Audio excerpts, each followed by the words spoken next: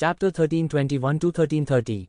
गड़गड़ाहट, गड़गड़ाहट, गड़गड़ाहट। पूरा खजाना तिजोरी एक बड़ी ताकत से हिलती हुई लग रही थी। यह ऊपर नीचे हिलने लगा। तभी उसमें से एक चकाचौंध करने वाली रोशनी निकली। इसके तुरंत बाद आकाश से प्रकाश की एक धारा निकली। इसने कुछ लपेटा और खजाने की तिजोरी से छलांग लगा दी। इस चीज के उछलने के बाद पूरा खजाना तिजोरी हिलना बंद हो गया। हर कोई देखना चाहता था कि क्या थूका गया है। हालांकि प्रकाश बहुत चकाचौंध था, वे नहीं देख पाए कि यह क्या था। उसी समय ये क्योंग, टेंग टोंगटियन, हाओ लियानाजुन और बिंग वूजी ने एक ही समय में अभिनय किया। उन्होंने लगभग उसी समय प्रकाश की गेंद को पकड़ा। हाओ लियानाजुन इसे हथियाने वाले पहले व्यक्ति थे। उसकी स्थिति सबसे निकट थी क्योंकि प्रकाश का गोला उसकी दिशा में जा रहा था। वह अपने हाथ से बाहर पहुंचा और प्रकाश की गेंद को मौके पर कुचल दिया। हालांकि प्रकाश के गोले का मूल स्वरूप सामने आ गया था। यह एक प्राचीन शब्द था, एक प्राचीन शब्द जिसमें एक सरल और अलंकृत आभा थी। डू। ये कियान ने इस बिना सजे मेघ जैसे शब्द को तुरंत पहचान लिया। यह डू के लिए एक बहुत ही प्राचीन शब्द था। हालांकि प्राचीन बेरेंस ने लाखों वर्षों की विरासत का अनुभव किया था, विरासत कभी नहीं तोड़ी गई थी। इसलिए शब्द बहुत बार नहीं बदले। कुल मिलाकर कई तरह के शब्द नहीं थे। साधना में सफल हुए इन योद्धाओं के लिए उनकी याददाश्त पूरी तरह से गहरी हो चुकी थी। इन प्राचीन शब्दों को याद रखना उनके लिए कोई समस्या नहीं थी। बेशक परिवर्तनों के कारण केवल कुछ प्राचीन कबीले, जैसे कि ये वंश जो अनगिनत वर्षों से खड़ा था, प्राचीन शब्दों के व्यवस्थित अध्ययन को बनाए रख सका। केवल इन शक्तिशाली कुलों के शिष्य ही वास्तव में विभिन्न प्राचीन शब्दों, साथ ही विभिन्न खजानों को पहचान सकते थे। यह एक ऐसा लाभ था जिसकी तुलना व्यक्तिगत काश्तकार नहीं कर सकते थे। शक्तिशाली कुलों के इन शिष्यों की शक्ति इस पहलू में पूरी तरह से परिलक्षित होती थी। वे विद्वान और ज्ञानी थे। इन लोगों की तुलना में व्यक्तिगत कृषक प्राध्यापकों के सामने प्राथमिक विद्यालय के छात्रों की तरह थे। उनके पास ज्ञान की कमी थी और वे बहुत कुछ नहीं जानते थे। यहाँ तक कि कुछ लोग ऐसे भी थे जिन्होंने प्राचीन पुस्तकें प्राप्त की थीं, लेकिन उन्हें समझने का कोई तरीका नहीं था। उन्हें इन प्राचीन पुस्तकों का अनुवाद करने के लिए किसी को खोजने का तरीका सोचना था। जहाँ तक शक्तिशाली परिवारों के बच्चों की बात है, वे बहुत से प्राचीन चरित्रों को जान सकते हैं। यहाँ तक अगर उनका सामना किसी ऐसी चीज से होता है जिसे वे नहीं समझते हैं, तो वे अपने संप्रदाय के बुजुर्गों के पास जा सकते हैं। कोई दिक्कत नहीं हुई। अभी की तरह ही बड़ी संख्या में दुष्ट कल्टीवेटर भी थे जो इन प्राचीन पात्रों को नहीं पहचानते थे। इस समय उन अमीर और शक्तिशाली युवाओं में स्वाभाविक रूप से श्रेष्ठता का भाव था क्योंकि उनमें से अधिकांश इन प्राचीन पात्रों को पहचान सकते थे। इस समय वे उन दुष्ट कृषकों को थोड़ी तिरस्कार की दृष्टि से देखते थे। उनके पास इन दुष्ट काश्तकारों को हेय दृष्टि से देखने के लिए पर्याप्त पूंजी और अहंकार था। हालांकि ये जिवेन ये कबीले में वापस आ गया था, लेकिन उसके पास इन तुच्छ चीजों को सीखने का समय नहीं था। ट्रू मार्शल डोमेन में पुस्तकालय की यात्रा की तरह ये जिवेन एक झपट्टा मारकर एक जानकार व्यक्ति बन गया। बात बस इतनी थी कि उस समय उसने जो बहुत कुछ सीखा वह आवश्यक रूप से प्राचीन बेरेंस महाद्वीप में व्यवहारिक नहीं था। उसे अचानक एहसास हुआ कि शायद उसे वास्तव में इस सारे ज्ञान को सीखने के लिए कुछ समय लेना चाहिए, अन्यथा वह सिर्फ एक मार्शल कलाकार होता। एक सच्चे मार्शल कलाकार के पास निश्चित रूप से गहन साधना, गहन ज्ञान और सर्वज्ञ ज्ञान होगा। यह अपरिहार्य था। वे मार्शल आर्टिस्ट जो केवल खेती करना जानते थे, बस यह नहीं जानते थे कि डोमेन को कैसे संघनित किया जाए, क्योंकि वे यह भी नहीं जानते थे कि डोमेन क्या होता है, वे इसे कैसे समझ सकते हैं और वे इसे कैसे संक्षिप्त कर सकते हैं। ये भी ऐसी चीजें थीं जो एक दूसरे की पूरक थीं। ये जिवेन को लगा कि अब सीखने का समय आ गया है। हालांकि येमो उसके साथ साथ उसका मार्गदर्शन कर रहा था। येमो अक्सर उसे केवल तभी समझाता था जब उसका सामना किसी चीज से होता था। वे एक उस्ताद की तरह थे जो हर तरह के सवालों का जवाब दे सकते थे, लेकिन जब उनसे सिद्धांतों के बारे में पूछा गया तो उन्हें कुछ भी पता नहीं था। सिस्टम की व्याख्या के बिना अभी भी एक बड़ा अंतर था। ये शिवेन ने खजाने को देखा। उसे उम्मीद नहीं थी कि खजाने से जो आखिरी बात निकली है वह इतना प्राचीन शब्द होगा। इस प्राचीन शब्द के साथ क्या हो रहा है? ये जिवेन ने गुप्त ध्वनि संचरण का उपयोग करते हुए ये कियान से पूछा। जल्द ही ये कियान का जवाब गुप्त ध्वनि प्रसारण के माध्यम से आया। यह प्राचीन शब्द बहुत पुराना है। ऐसा लगता है कि यह एक निश्चित युग में इस्तेमाल की जाने वाली भाषा है। यह बहुत पुराना है, पौराणिक दिव्य पाठ की तरह। दूर के युग में इस तरह की भाषा कुछ समय के लिए लोकप्रिय थी। ये जिवेन एक पल के लिए चुप हो गई। वह अभी भी इन मूल बातों को जानता था। कोई भी प्राचीन बेरेंस महाद्वीप के इतिहास की गणना नहीं कर सका। कोई हमेशा के लिए नहीं रह सकता था। इसलिए ये कबीले जैसा अत्याचारी भी संभवतः यह नहीं जान सकता था कि प्राचीन बेरेंस महाद्वीप कितने समय के लिए समाप्त हो गया था। ये वंश की स्थापना से पहले भी बंज युग के अनगिनत वर्ष थे। इसलिए हालांकि एक प्रकार की भाषा को धीरे धीरे विकसित होने में बहुत लंबा समय लग सकता है, इतने सालों के बाद पहले से ही ऐसे बहुत सारे शब्द थे। युग जितना वर्तमान के निकट था उसे समझना उतना ही आसान था। युग जितना प्राचीन था उसे समझना उतना ही कठिन था। डू शब्द की तरह यह बेहद अस्पष्ट और समझने में कठिन था। अन्यथा ये जीवेन की उपलब्धियों के साथ भले ही यह एक ऐसा प्रश्न न हो जिसे आधुनिक समय में इस्तेमाल किया जा सके, उसके लिए शब्द के अर्थ और आकार के आधार पर इस शब्द का अनुमान लगाने में कोई समस्या नहीं होगी। हालांकि यह शब्द स्पष्ट रूप से उनकी जानकारी से परे था। वास्तव में ऐसा नहीं था कि युग जितना वर्तमान के निकट था भाषा उतनी ही परिपूर्ण थी। इसके विपरीत भाषा जितनी प्राचीन थी उतनी ही प्राचीन और रहस्यमयी थी। इसके पास कई रहस्यमय शक्तियां भी थीं। भाषा ही महान दाव का अवतार थी। वास्तव में यदि पौराणिक दिव्य पाठ को आकस्मिक रूप से बोला जाता तो इसमें बड़ी शक्ति होती जो दुश्मन को मौत के घाट उतार सकती थी। हालांकि इसके लिए उपयोगकर्ता को अत्यधिक उच्च शक्ति रखने की भी आवश्यकता होगी। जैसे जैसे दूर का पौराणिक युग बीतता गया वे शब्द धीरे धीरे खो गए। इसका कारण यह था कि कोई भी उनका उपयोग करना नहीं जानता था और वे उनका उपयोग बिल्कुल नहीं कर सकते थे। यह संभव था कि इससे पहले कि वे चिल्लाते वे विस्फोट कर मर जाते। इसलिए जो भाषा धीरे धीरे आगे चलकर विकसित हुई, भाषा जितनी आधुनिक थी उतनी ही कम शक्तिशाली थी। इस प्रकार भाषा केवल रिकॉर्डिंग उपकरण बन गई थी। हालांकि अभी भी कुछ सर्वशक्तिमान विशेषज्ञ थे जो ताओ की अपनी समझ को एक शब्द में संक्षिप्त कर सकते थे। यह पौराणिक युग का दैवीय ग्रंथ नहीं था। हालांकि इस बिंदु पर भाषा का रूप केवल दिखावट था। वास्तविक सार अभी भी भीतर निहित सच्चे महान दाव का अवतार था। ये शब्द सामान्य शब्दों से भिन्न थे। वे तथाकथित दाव पाठ थे। हालांकि ये ऐसी चीजें थीं जो वर्तमान यक्षिवेन के लिए केवल मिथकों और किंवदंतियों में मौजूद थीं। अपनी वर्तमान साधना के साथ भले ही उन्होंने अपनी पूरी कोशिश की हो, उनके लिए अपने स्वयं के दाव को एक शब्द में सारांशित करना असंभव होगा। मिथकों और किंवदंतियों में उन लोगों का उल्लेख नहीं है जिन्होंने अपने स्वयं के अनुभवों को दाव रून्स में संघनित किया और फिर उन्हें एक मानसिक साधना पद्धति में संयोजित किया। उस तरह की खेती बिल्कुल चौंकाने वाली थी। ये जीवेन को अपने दिमाग में वो शब्द याद आया। वह उसमें डूब गया और निश्चित रूप से वो शब्द अभी भी वहां था। डू शब्द के प्रकट होने के साथ ही वो शब्द तेज रोशनी से चमकने लगा, मानो वह डू शब्द से गूंजना चाहता हो। जब भी वो शब्द हिंसक रूप से कांपता था तो उसके दिमाग में रहस्यमयी जगह 7 रंगों वाली दिव्य रोशनी के फटने से फूट पड़ती थी जो वो शब्द को तुरंत दबा देती थी। जाहिर है वो शब्द भी एक दाव रून था, लेकिन इसे मार्शल पाथ टैबलेट से कॉपी किया गया था। उनके दिमाग में अचानक एक साहसिक विचार आया। क्या ऐसा हो सकता है कि मार्शल पाथ टैबलेट पर सभी मार्शल आर्ट वो शब्द से बने हों? यह असंभव नहीं था। शब्द वो स्पष्ट रूप से मार्शल आर्ट के एक निश्चित सर्वशक्तिमान विशेषज्ञ की समझ का सार था। यह उनके द्वारा सीखी गई सभी मार्शल आर्ट का मिश्रण हो सकता है। यह उनके पिछले जीवन में कंप्यूटर पर एक कंप्रेस्ड पैकेज की तरह था। इस संकुचित पैकेज में बहुत सी चीजें हो सकती हैं और कुछ निश्चित परिस्थितियों में इसे विघटित भी किया जा सकता है।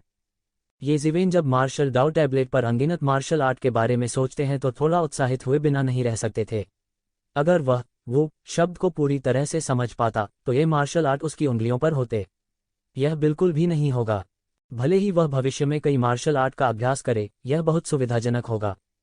इस वजह से वह वो शब्द को उजागर नहीं होने दे सकते थे। हालांकि यह रहस्यमय अंतरिक्ष से एक प्रति थी। एक बार जब यह उजागर हो गई तो कोई भी कल्पना कर सकता है कि इसे कितनी परेशानी होगी। चाहे ये क्यूओंग, टेंग टोंगटिन, बिंगवूजी या हाओलियानजुन, वे सभी इस दाव पाठ पर लड़ रहे थे। यदि वे जानते कि उनके पास दाव पाठ है तो परिणाम अकल्पनीय होंगे। शायद टेंग टोंगटिन के मन में उसे अलग करने का विचार भी आया होगा। यह दाव रून मेरा है। हाओलियानजुन जोर से हंसे और एक बेहतर आभा सभी दिशाओं में फैल गई। इसके बारे में भी मत सोचो। तुम्हारी हिम्मत कैसे हुई? आपके सपनों में अचानक पीछे से बड़ी संख्या में चीखें सुनाई दी और उसी समय हाओलियानजुन की ओर सभी प्रकार के हमले हुए। न केवल टेंग टोंगटिन, ये क्यूओंग, बिंगवूजी और कई अन्य आकाशीय क्षेत्र के विशेषज्ञों ने भी एक पल में हमला किया। वे इस दाव पाठ को भी पसंद करते थे। हालांकि वे ये क्यूओंग और अन्य दो की तरह तैयार होकर नहीं आए थे, वे केवल फाइटिंग शब्द के लिए आए थे। लेकिन अब जब उन्होंने इसे देख लिया तो वे इसे इतनी आसानी से कैसे जाने दे सकते थे? यदि वे दाव पाठ को छीन सकते हैं, चाहे वह उनके अपने उपयोग के लिए हो या इसे बेचने के लिए, यह अमूल्य होगा। विशेष रूप से यदि इसका उपयोग किसी की स्वयं की समझ के लिए किया जाता है तो उसके मन की स्थिति और समझ में शायद थोड़े समय में बहुत बड़ा सुधार होगा। और इसी समय हाओलियानजुन के शरीर से अचानक एक ठंडी चीख निकली। उसके शरीर की ची एक बड़े हाथ में बदल गई जो सभी प्रकार के आक्रमणों की ओर खींच रही थी। टकराना, टकराना, टकराना। इन हमलों ने हाओ लियानजुन के शरीर को छुआ भी नहीं था और वे सभी क्यूई हाथों से कुचल दिए गए थे। और जब हाओ लियानजुन अपने हाथ में फाइटिंग शब्द लेने ही वाला था तो एक ठंडी हथेली ने अचानक उसे घेर लिया, मानो वह उसे एक पल में जमा देना चाहता हो। यह बिंग वूजी था। उन्होंने हाओ लियानजुन को सीधे हथेली से जमकर जम दिया और फिर कुछ और आंकड़े उछले। टकराना। हाओ लियानजुन ने लगभग तुरंत बर्फ तोड़ दी, लेकिन इस समय उसे रोक दिया गया था और वह पहले ही ऊपरी हाथ खो चुका था। विशेषज्ञों का एक समूह पहले ही आ चुका था, लेकिन वह अभी भी सबसे आगे था। एक पल में एक विशाल हाथ उड़ गया, एक राक्षसी विशाल हाथ में बदल गया जो आकाश को ढकता हुआ प्रतीत हो रहा था, सीधे लड़ाई चरित्र को पकड़ रहा था। बूम। हालांकि एक तेज तलवार क्यूई बह गई और ये क्योंग ने उस राक्षसी विशाल हाथ को नष्ट करते हुए एक तलवार क्यूई को बाहर फेंक दिया। हर कोई हमला कर रहा था और कोई पीछे नहीं हट रहा था। हर कोई जानता था कि यह लड़ाई चरित्र अनमोल था। यदि वे इस लड़ाई चरित्र के रहस्य को समझ सकते हैं तो उनकी ताकत कम समय में बड़ी सफलता हासिल करने में सक्षम होगी। इस प्रकार का दाओ रून एक महान विशेषज्ञ के सारे रक्त और पसीने का संघनन था और यह पूर्ण सार था। यह फाइटिंग चरित्र दाओ रन की लहरों से घिरा हुआ था। बजना, बजना, बूम। तरह तरह की भयानक आवाजें और विस्फोट एक दूसरे से टकरा रहे थे। ऐसे में कुछ भी कहना बेकार था। यह सब किसी के अपने बल पर निर्भर करता था। 3 भाइयों, मुझे यह लड़ाई चरित्र चाहिए। मैं आप पर एहसान करता हूं और मैं आपको भविष्य में निश्चित रूप से चुकाऊंगा। इसके बारे में क्या ख्याल है? इस समय टेंग टोंगटियन ने मोर्चा संभाला और चिल्लाया। वह इसके लिए लड़ने की जल्दी में नहीं था, क्योंकि वह अच्छी तरह जानता था कि जिस स्थिति में हर कोई लड़ रहा था और एक दूसरे को रोक रहा था, यहाँ तक अगर वह दौड़ता भी था तो उसके मिलने की संभावना बहुत अधिक नहीं थी। बेहतर होगा कि पहले उन चारों से इस बारे में बात कर ली जाए। जहां तक दिव्य क्षेत्र के अन्य विशेषज्ञों की बात है, उनके द्वारा उन्हें पूरी तरह से नजरअंदाज कर दिया गया था। उनमें से 4 की तुलना में दिव्य क्षेत्र के वे विशेषज्ञ बहुत कमजोर थे और उन चारों ने वास्तव में उनकी बिल्कुल भी परवाह नहीं की। इन चारों को पूरे खजाने की तिजोरी में सबसे शक्तिशाली विशेषज्ञ माना जा सकता है। इसे पहली बार उन चारों के एक साथ लड़ने के रूप में गिना जा सकता है और यह शायद इस खजाने की तिजोरी में आखिरी बार होगा। हालांकि स्काई ह्यूमन मंच का कोई भी विशेषज्ञ हार मानने को तैयार नहीं था। उस समय बीच में लड़ाई चरित्र को हर किसी की दिव्य भावना से बंद कर दिया गया था। इसे आसमान के बीच में बंद कर दिया गया था, जिससे इसका हिलना डुलना असंभव हो गया था। वह स्थान सबके लिए वर्जित क्षेत्र बन गया था। कोई भी उस जगह में लापरवाही से घुसने की हिम्मत नहीं करता था। यह एक मृत अंत के बराबर था। एक एहसान। टेंग टोंगटियन, आप अपने बारे में बहुत अधिक सोचते हैं। आप अपने एक एहसान के बारे में कितना सोचते हैं? मेरी नज़र में यह आधे पैसे के लायक भी नहीं है। इस अनमोल दाओ रून को तो छोड़ ही दीजिए। आप अपने बारे में बहुत ज्यादा सोचते हैं, आप स्वयं। हाओ लियानजुन जोर से हंसे, टेंग टोंगटियन का मजाक उड़ाने की पूरी कोशिश की। टेंग टोंगटियन का चेहरा उपहास से हरे और सफेद के बीच बदल गया, लेकिन उसने कुछ नहीं किया। वह अच्छी तरह जानता था कि वह वास्तव में अकेले सबके खिलाफ नहीं लड़ सकता, इसलिए उसे इस तरीके का इस्तेमाल करना पड़ा। चाहे वह बिंग वूजी हो, हाओ लियानजुन या ये क्यूओंग या रुओ के लिए उनका कोई मुकाबला नहीं था। वास्तव में वे उससे थोड़े ही अधिक शक्तिशाली थे। इस समय शहर की दीवार सबसे अच्छा तरीका नहीं थी। उसी क्षण एक आकृति सीधे दौड़ी चली। आइसब की चौकस निगाहों में उन्होंने फाइट के किरदार को बखूबी बयां किया। यह स्काई ह्यूमन स्टेज का विशेषज्ञ निकला। उन्होंने उस समय का फायदा उठाया जब विशेषज्ञ एक दूसरे पर लगाम लगा रहे थे और सीधे अपनी चाल चली। यह निर्विवाद था कि उन्होंने इन लोगों के बीच की खाई को पकड़ते हुए अवसर का भी बहुत सटीक रूप से उपयोग किया। हालांकि उनके सामने 4 विशेषज्ञ थे, लेकिन स्काई ह्यूमन स्टेज के ये विशेषज्ञ इतनी आसानी से हार कैसे मान सकते थे? जब तक वे अवसर को लपकते, वे अपनी पूरी ताकत से आक्रमण करते।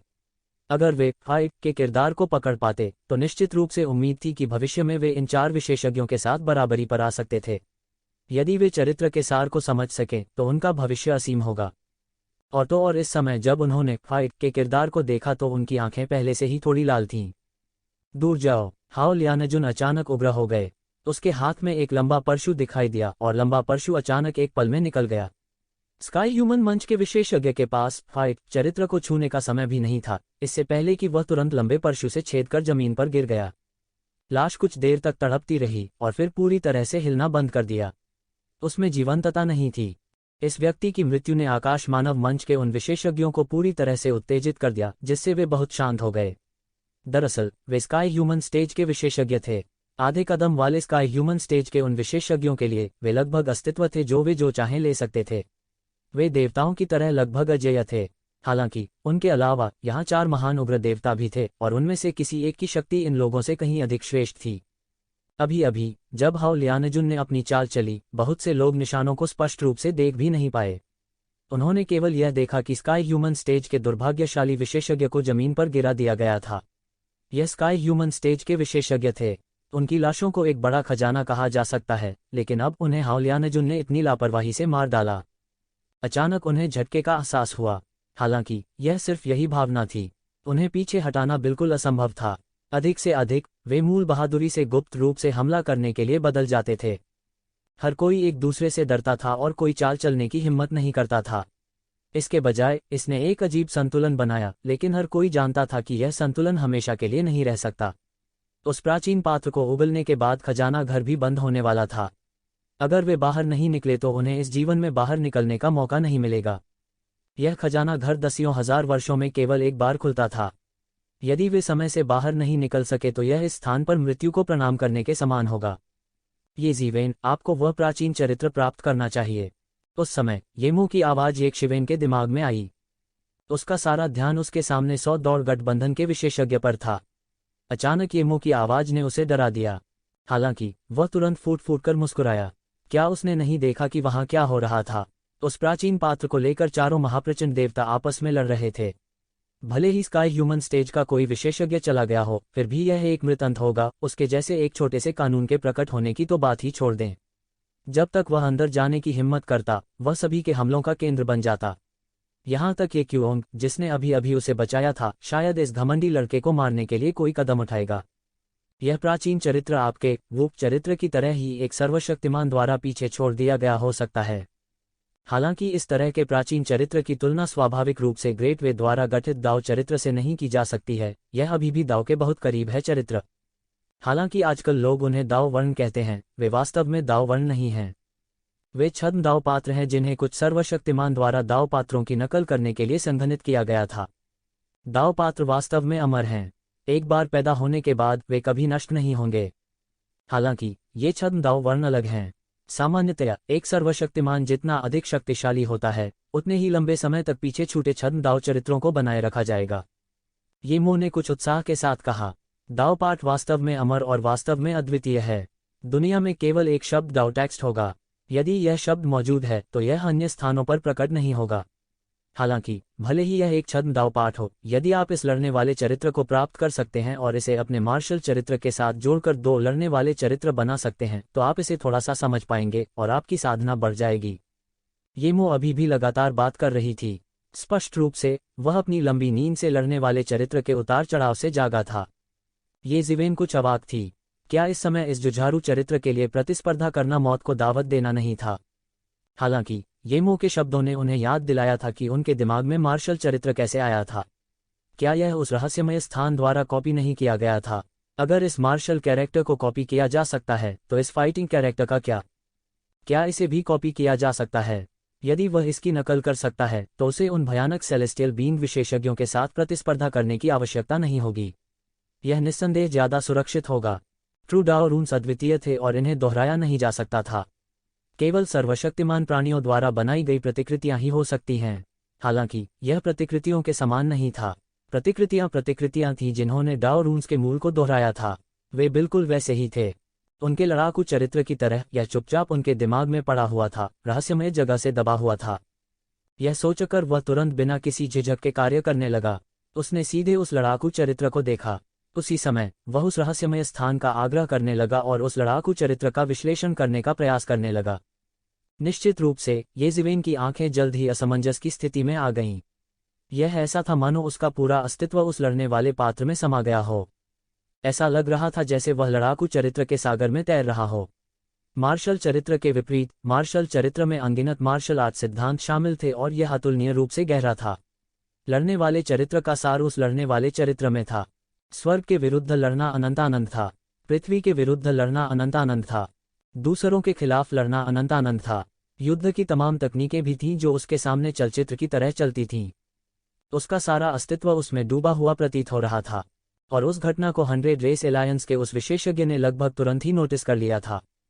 बच्चे, मुझे लगता है कि तुम वास्तव में मौत को दावत दे रहे हो। यह सोचने के लिए कि इस समय तुम्हारे पास वास्तव में एक एपिफनी होगी। वो हंसा। हालांकि कई मार्शल कलाकारों के लिए एपिफनी कुछ ऐसा था जो उनके जीवन काल में सामना करना मुश्किल था, और एक बार जब उन्होंने इसका सामना किया तो उन्हें खुश होना चाहिए। हालांकि यह स्थिति पर भी निर्भर करता था। सामान्य परिस्थितियों में उन्हें खुश रहना चाहिए, लेकिन इस स्थिति में एक एपिफनी होना, क्या यह दूसरों को अपना जीवन सौंपने जैसा नहीं था?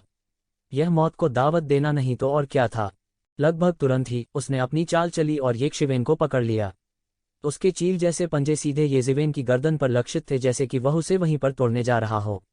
और उसी क्षण हुश, एक तेज तलवार की आभा हवा में चुभ गई। एक हिमश्वेत तलवार आभा सीधे आकाश से नीचे गिर गई और 100 रेस एलायंस विशेषज्ञ के पंजे मौके पर ही कट गए। मेरा हाथ! वह एक ही बार में बार बार चिल्लाया, अपने टूटे हाथ को पकड़कर लगातार चिल्ला रहा था। तभी ठीक उसके पीछे एक और तलवार आभा आ गई। पीएफटी तलवार क्यूई के मांस को भेदने की आवाज सुनाई दी, और 100 रेस अलायंस के उस अभिजात वर्ग के पास प्रतिक्रिया करने या दर्द से रोने का समय भी नहीं था, इससे पहले कि वह मौके पर ही आधा कट गया। हर जगह खून बिखरा हुआ है। ये कियान की आकृति हवा में तैरती एक परी की तरह येशिवेन के पास तैरती हुई और खड़ी हो गई। हालांकि उसके हाथ में स्नो जेड तलवार से टपक रहे खून ने सभी को स्पष्ट रूप से बताया कि वह लोगों को भी मार डालेगी। उसके हाव भाव में कोई शीतलता नहीं थी, केवल दृढ़ संकल्प था। जिन लोगों ने येशिवेन पर हमला करने के लिए स्थिति का लाभ उठाने की योजना बनाई थी, उन्होंने अब हवा में तैरती परी जैसी महिला ये कियान को देखा। यह उस समय से अलग था जब वह दिव्य वस्तुओं के लिए अभी अभी लड़ रही थी। उसकी अभिव्यक्ति गंभीर थी जैसे पहले कभी नहीं थी। उस समय जो कोई भी येशिवेन के खिलाफ कदम उठाना चाहता था, उसे पहले ये कियान से गुजरना होगा। वे येशिवेन की उपेक्षा कर सकते थे, लेकिन वे ये कियान की उपेक्षा नहीं कर सकते थे। 100 रेस एलायंस का वह अभिजात वर्ग एक अच्छा उदाहरण था। वह ये कियान के एक भी वार का सामना नहीं कर सका, इससे पहले कि वह मौके पर ही आधा कट गया। उस समय हर कोई थोड़ा उदास था। ये कियान के यहाँ खड़े होने के कारण उनके लिए येशिवेन के खिलाफ कदम उठाना मुश्किल होगा। इस बीच आकाशीय क्षेत्र के सभी संभ्रांत लोग फिर से युद्ध के मूड में आ गए थे। सबकी आंखें लाल थीं और वे ऊपर नहीं आ सके। उस समय वे केवल असहाय होकर देख सकते थे, क्योंकि ये कियान कुछ भी करने में असमर्थ येशिवेन की रक्षा कर रहा था। या बल्कि उनकी नज़र में ये कियान एक व्यक्ति की रखवाली नहीं कर रहा था, बल्कि खजाने का ढेर था। खासतौर पर वे सैकड़ों दिव्य वस्तुएं जिनसे वे असाधारण रूप से ईर्ष्यालु हो गए थे। ये कियान, क्या तुम वास्तव में हम सभी के खिलाफ जाना चाहती हो? उस समय एक आधा कदम दिव्य क्षेत्र अभिजात वर्ग ने पूछा। जब तक आप उसे उन सैकड़ों दैवीय वस्तुओं को सौंपने देते हैं, हम वादा करते हैं कि आपके लिए चीजें मुश्किल नहीं होंगी। कुछ ऐसे भी थे जो ये कबीले की शक्ति से सावधान थे। आखिरकार ये कबीले ने इस बार एक शीर्ष अभिजात वर्ग ये क्यूओन को भी भेजा था। ये क्यूओन के साथ यह एक परमाणु निवारक की तरह था। ये कियान ने कुछ नहीं कहा। उसने दिव्य क्षेत्र के विशेषज्ञों के बीच लड़ाई के परिणाम को अपने शरीर पर उड़ने दिया। उसके सफेद वस्त्र आकाशीय प्राणी की तरह फड़फड़ा रहे थे। उसकी अभिव्यक्ति और भी ठंडी हो गई। इन लोगों की बातों से वह नहीं बदली, लेकिन उसका अर्थ पहले ही बहुत स्पष्ट रूप से बता दिया गया था। उन आधे कदम वाले दिव्य क्षेत्र के विशेषज्ञों के चेहरे थोड़े भद्दे थे। ये कियान एक जिद्दी पत्थर की तरह थी, चाहे उन्होंने कुछ भी कहा हो, उसे हिलाना असंभव था। यदि वह इसे पार करना चाहता है तो उसे ये कियान से होकर गुजरना होगा। चलो एक साथ हमला करते हैं।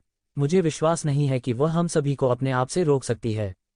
समय आने पर हम दिव्य वस्तुओं को समान रूप से विभाजित कर देंगे। न केवल यह लड़का जिसने हमें रोका था, बल्कि ये कियान के पास भी बहुत सारी दिव्य वस्तुएं हैं। मैं नहीं मानता कि कानून जनता को दंडित नहीं करता है। ये परिवार हमें कुछ नहीं करेगा। उद्धरण चिन्ह। इस समय एक विशेषज्ञ ने सुझाव दिया। यह कहते ही अचानक बहुत से लोग बेचैन होने लगे। वे ये परिवार के अस्तित्व, विशेष रूप से ये क्यूओन के अस्तित्व से सावधान थे। उनके लिए ये परिवार का अस्तित्व बस एक बड़ी हत्या मशीन के अस्तित्व जैसा था। दूसरी बात, वे ये कियान की लड़ने की ताकत से डरते थे, जिसकी ताकत उनमें से किसी को भी आसानी से मार सकती थी।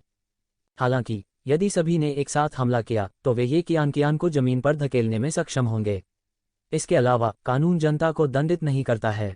ये परिवार वास्तव में उनके लिए कुछ नहीं करेगा।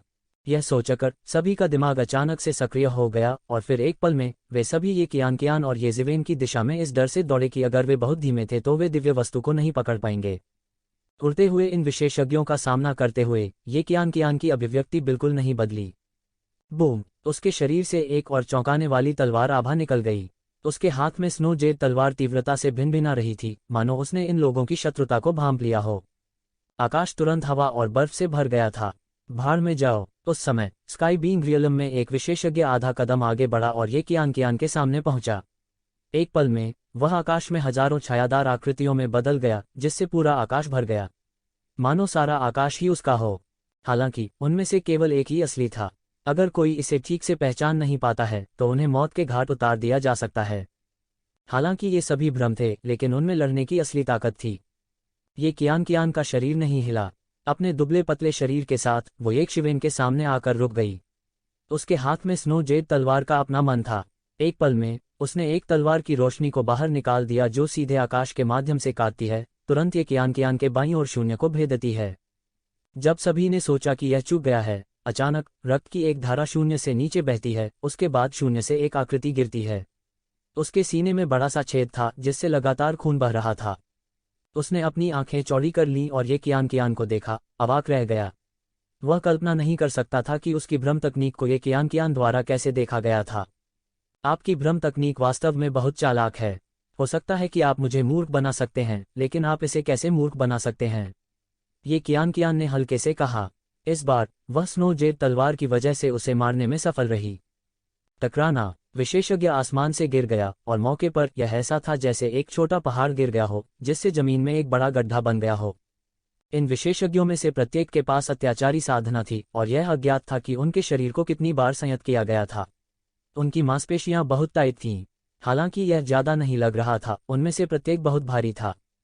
इस विशेषज्ञ को ये कियान द्वारा मार दिया गया था, लेकिन अन्य विशेषज्ञों ने ये कियान को घेरना बंद नहीं किया। इन विशेषज्ञों की साधना ये कियान की साधना से कम नहीं थी और उनमें से प्रत्येक दिव्य क्षेत्र के बाद के चरम पर था। इस समय जब उन सभी ने एक साथ हमला किया तो ये कियान भी उन सभी को रोक नहीं सका। सौभाग्य से उसके पास स्नो जेड तलवार थी।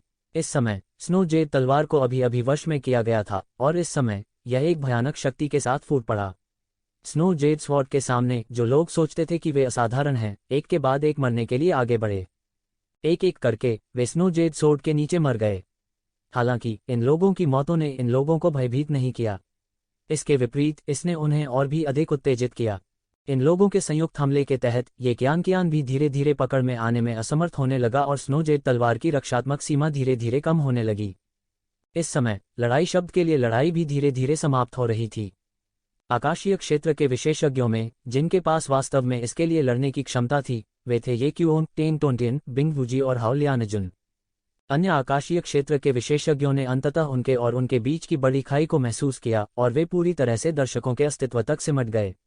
हालांकि ऐसे लोगों की कमी नहीं थी जो स्थिति का लाभ उठाना चाहते थे, लेकिन स्थिति का लाभ उठाना आसान था। इसके अलावा उन सभी के पास बड़ी संख्या में विशेषज्ञ उनका समर्थन कर रहे थे और उनमें कई दिव्य क्षेत्र विशेषज्ञ भी थे। यदि उनमें से किसी को भी लड़ने का शब्द मिल जाता तो दूसरों के द्वारा ले लिए जाने की संभावना बिल्कुल नहीं थी। उन चार में से ये क्यूओन की ताकत अन्य तीन की ताकत से अधिक थी और वह उन तीनों को रोकने में सक्षम था। सभी समझ गए थे कि लड़ाई का परिणाम तय होने वाला था। इस समय यह केवल बिंग वूजी, हाओ लियानजुन और टेंग टोंगटियन थे जो हार मानने को तैयार नहीं थे और अभी भी लड़ रहे थे। थोड़ी देर के बाद शायद लड़ने का शब्द पूरी तरह से टेंग टोंगटियन के हाथों में आ जाएगा। Boom boom boom. इन चार क्रूर देवताओं के बीच की लड़ाई सभी के लिए अत्यंत भयानक थी। यहां तक वे जो आकाशीय क्षेत्र में आधा कदम थे, यदि वे निकट होते तो घायल हो सकते थे। आकाशीय क्षेत्र के उन विशेषज्ञों को भी अपनी रक्षा के लिए अपनी पूरी ताकत लगानी पड़ी। भले ही वे सभी दिव्य क्षेत्र में हों, फिर भी उनकी ताकत के बीच एक बड़ा अंतर था। दूसरी तरफ ये कियान पूरी तरह से नुकसान में थी। दर्जनों या सैकड़ों विशेषज्ञों के आश्चर्यजनक हमले का सामना करते हुए जो आकाशीय क्षेत्र में आधा कदम थे, वह इसे पूरी तरह से रोक नहीं सकी। और इस समय एक भयानक और राजसी आभा युद्ध के मैदान में उतरी, सीधे ये कियान को कुचल दिया। ये कियान के शरीर पर स्नो जेड तलवार तुरंत एक भयानक तलवार के बल के साथ फट गई, आकाश की ओर भागी, जैसे कि वह स्वचालित रूप से अपने मालिक की रक्षा कर रही हो, लेकिन साथ ही जैसे कि उसने किसी को भी उसे भड़काने की अनुमति नहीं दी। एक पल में वह तलवार का बल आकाश की ओर दौड़ा, तुरंत उस राजसी और भयानक आभा को तितर-बितर कर दिया। फिर एक और व्यक्ति सीधे अंदर चला गया। यह एक अधेड़ उम्र का आदमी था जिसका चेहरा काला था, कुछ दुबली पतली आकृति थी और उसके चेहरे पर एक छोटी सी मूंछें थीं जो थोड़ा अटपटा लग रहा था। दिव्य वस्तु सौंप दो, हे। मनहूस अधेड़ आदमी अजीब तरह से हंसा और उसके शरीर से एक अत्याचारी आभा बेरहमी से बह निकली। वह वास्तव में एक आकाशीय क्षेत्र विशेषज्ञ थे। लड़ाई शब्द के लिए स्वायत्त लड़ाई निराशाजनक होने के बाद वह तुरंत येज़िवेन पर दिव्य वस्तु के लिए लड़ाई में शामिल हो गया। येज़िवेन के पास वास्तव में सैकड़ों दिव्य वस्तुएं थीं, जो उसके पास जो थीं उससे कहीं अधिक थीं। वह कैसे खुश रह सकता है? वह पारलौकिक क्षेत्र के 8वें स्तर पर सिर्फ एक बच्चा था, उसके पास इतनी सारी दिव्य वस्तुएं कैसे हो सकती हैं? यह वास्तव में उनके लिए स्वर्ग द्वारा भेजा गया एक अच्छा अवसर था। हालांकि उन्हें लड़ाई शब्द नहीं मिला, अगर उन्हें ये सैकड़ों दिव्य वस्तुएं मिल गईं तो यह यात्रा व्यर्थ नहीं होगी। इस दिव्य क्षेत्र विशेषज्ञ को अपना कदम उठाते हुए देखकर दिव्य क्षेत्र के अंतिम चरण के सभी विशेषज्ञ जो अभी भी ये कियान को घेर रहे थे, सर्दियों में सिकाडास की तरह शांत थे। वे आकाशीय क्षेत्र विशेषज्ञ की अत्याचारी और भयानक शक्ति के बारे में बहुत स्पष्ट थे। क्या यह वान कबीले के आकाशीय क्षेत्र विशेषज्ञ वान तियानसुओ नहीं है? क्या वह फाइटिंग शब्द के लिए लड़ने नहीं गए थे? वह अचानक वापस क्यों आ गए? उद्धरण चिन्ह अच्छा नहीं, लड़ाई शब्द के लिए लड़ाई खत्म होने वाली है। ये कबीले के येकियोन का पलड़ा भारी है और विजेता का फैसला जल्द ही किया जाएगा। ये विशेषज्ञ जो मूल रूप से ये कियान को घेर रहे थे, उन्होंने अब केवल ये देखा कि येकियोन का हाथ पूरी तरह से ऊपर था, और यह देखते हुए कि वह फाइटिंग शब्द प्राप्त करने वाला था, उनके दिल अनायास ही कस गए। वे मूल रूप से समय के अंतर का लाभ उठाना चाहते थे। वे सभी बहुत स्पष्ट थे कि यदि उन दिव्य क्षेत्र के विशेषज्ञों के पास अभी भी मौका था, तो वे, जो दिव्य क्षेत्र में आधा कदम थे, निश्चित रूप से उनके पास कोई मौका नहीं था। यदि वे अंदर गए, तो वे केवल उन दिव्य क्षेत्र के विशेषज्ञों द्वारा ही मारे जाएंगे।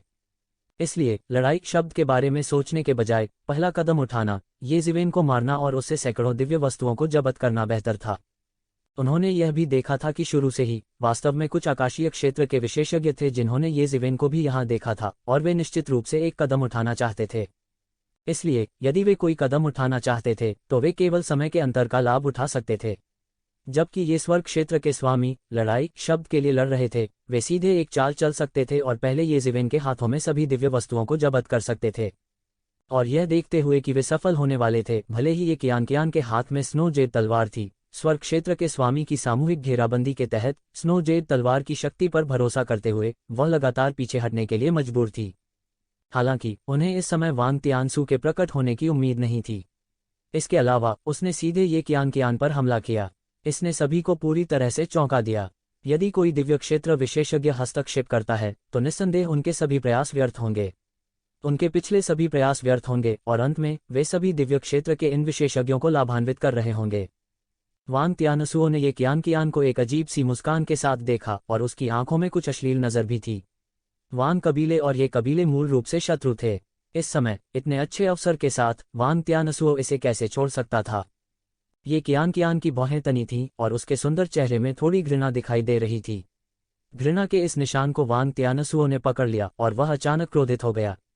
हालांकि वह वास्तव में थोड़ा अश्लील था, एक स्वर्ग क्षेत्र के गुरु की गरिमा का उल्लंघन नहीं किया जा सकता था। बूम! उसने कोई और फालतू हरकत नहीं की, बल्कि बड़े हाथ से मौके पर ही पटक दिया। अचानक एक भयानक दृश्य सामने आया।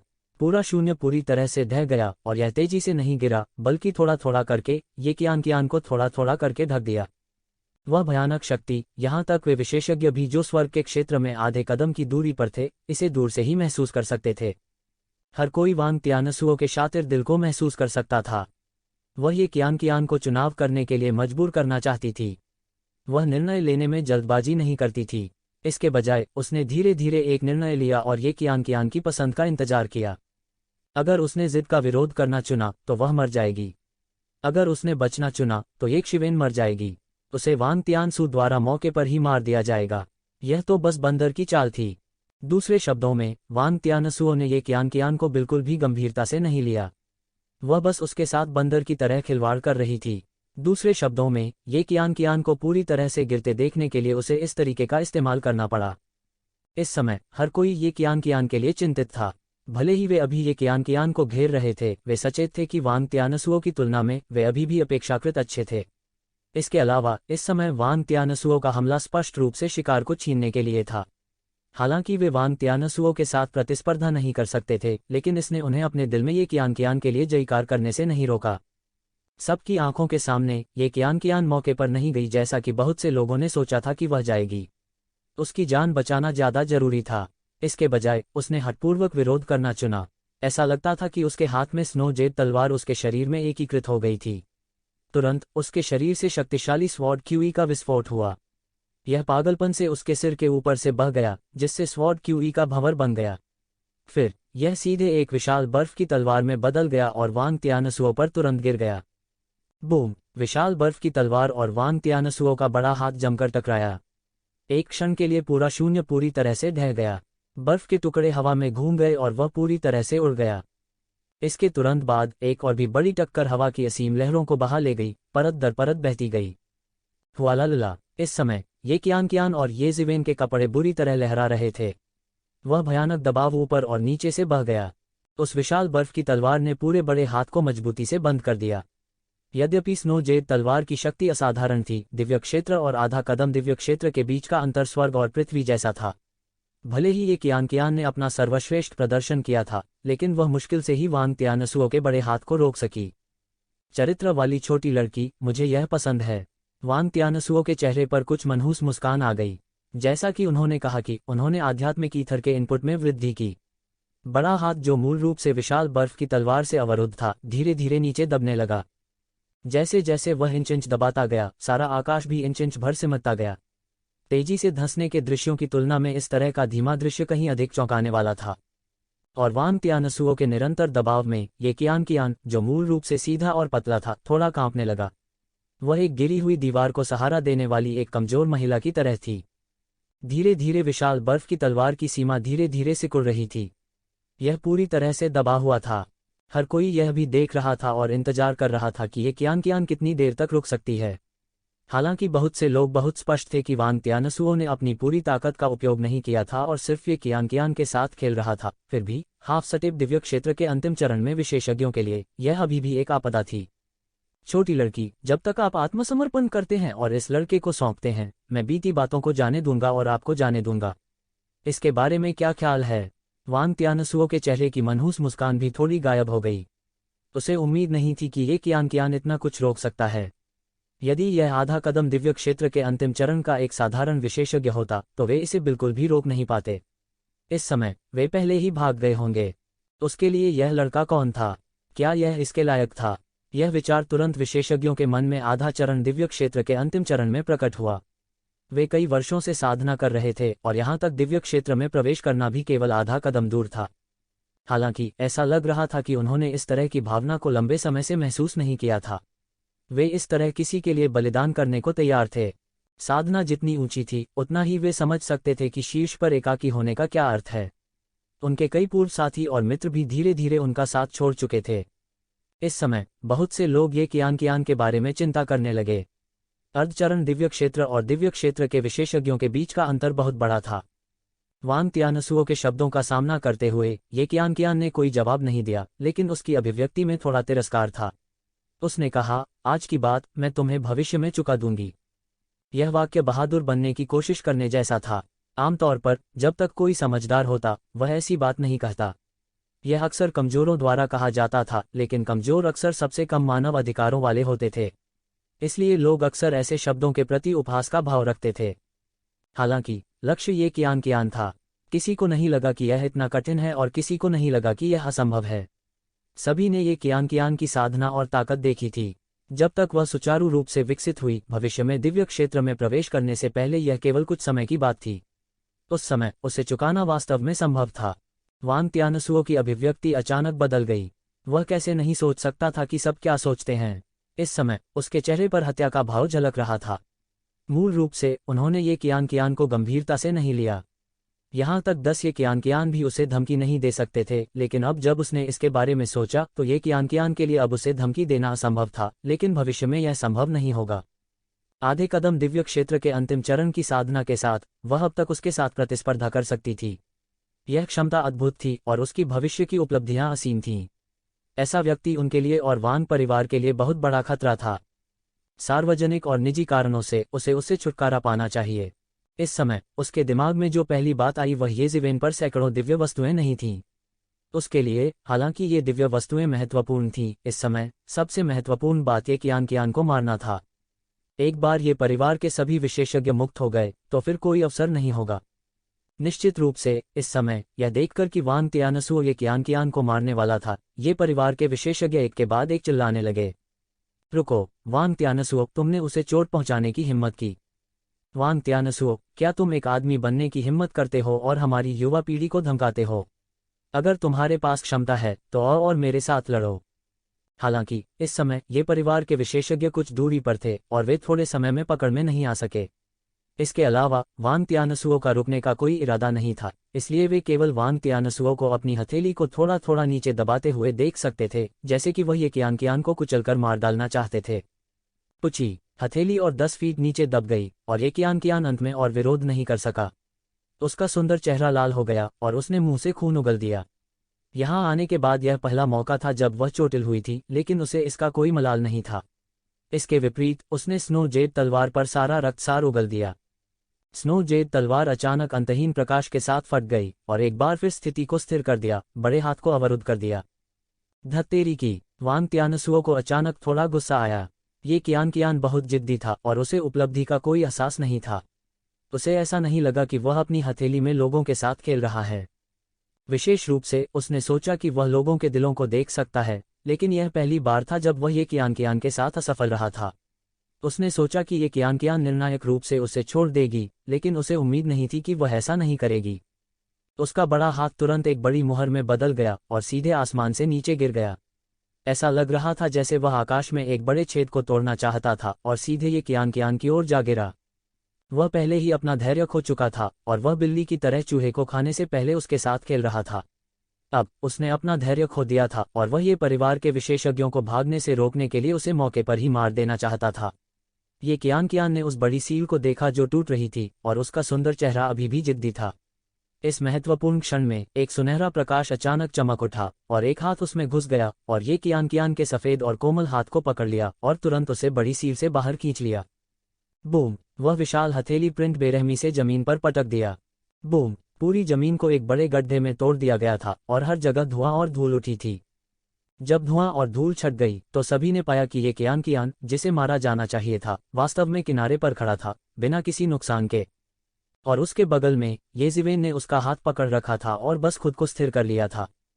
क्या आप बेवकूफ़ हैं? येजिवेन ने ये कियान को देखा और कहा। वह थोड़ा हिल गया और उसके दिल में एक अलग तरह की भावना पैदा हो गई। ये कियान को उसके लिए अपनी जान जोखिम में डालते हुए देखकर वह कैसे अपने दिल में कुछ महसूस नहीं कर सकता था। वह बहुत लालची होने के लिए खुद को दोष दिए बिना नहीं रह सका। अगर वह फाइटिंग किरदार की नकल नहीं करना चाहते तो उनका अंत इस तरह नहीं होता। सौभाग्य से उसने अंतिम क्षण में फाइटिंग चरित्र की नकल पूरी की और उस स्थिति से भाग निकला ताकि वह उस महत्वपूर्ण क्षण में सीधे ये कियान को बचा सके। यदि वह एक क्षण के लिए भी देर करता तो सारे परिणाम अकल्पनीय होते। इस समय येजिवेन के दिमाग में रहस्यमय जगह के सामने मार्शल चरित्र के अलावा मार्शल चरित्र के साथ गूंजते हुए रंगीन रोशनी के साथ खिलता हुआ एक विशाल फाइटिंग चरित्र भी था। विशेष रूप से 2 फाइटिंग पात्र जो एक साथ जुड़े हुए थे, एक रहस्यमय प्रभामंडल के साथ चमक रहे थे। इन 2 प्राचीन चरित्रों में न केवल सर्वोच्च बोध मूल्य था, बल्कि सबसे महत्वपूर्ण बात यह है कि यदि इन दोनों प्राचीन पात्रों को परिष्कृत किया जा सकता है तो वे अनंत शक्ति के साथ दुश्मन को दबाने और मारने के लिए भी इस्तेमाल किए जा सकते हैं। ये कियान बस मुस्कुराए, उसके मुंह के कोने पर खून के निशान थे और चमकदार और सुंदर आंखों की एक जोड़ी ने येजिवेन को देखा। अगर वो होता तो वो भी वही करता, ठीक वैसे ही जैसे जब येजिवेन ने टेंग यांग से लड़ाई की थी। यह जानते हुए कि वह मैच नहीं था, क्या उसने अभी भी उसे वापस नहीं रखा? धत्तेरी की, वांग त्यानसुओ ने देखा कि येजिवेन और ये कियान दोनों ठीक थे और अचानक उग्र हो गए।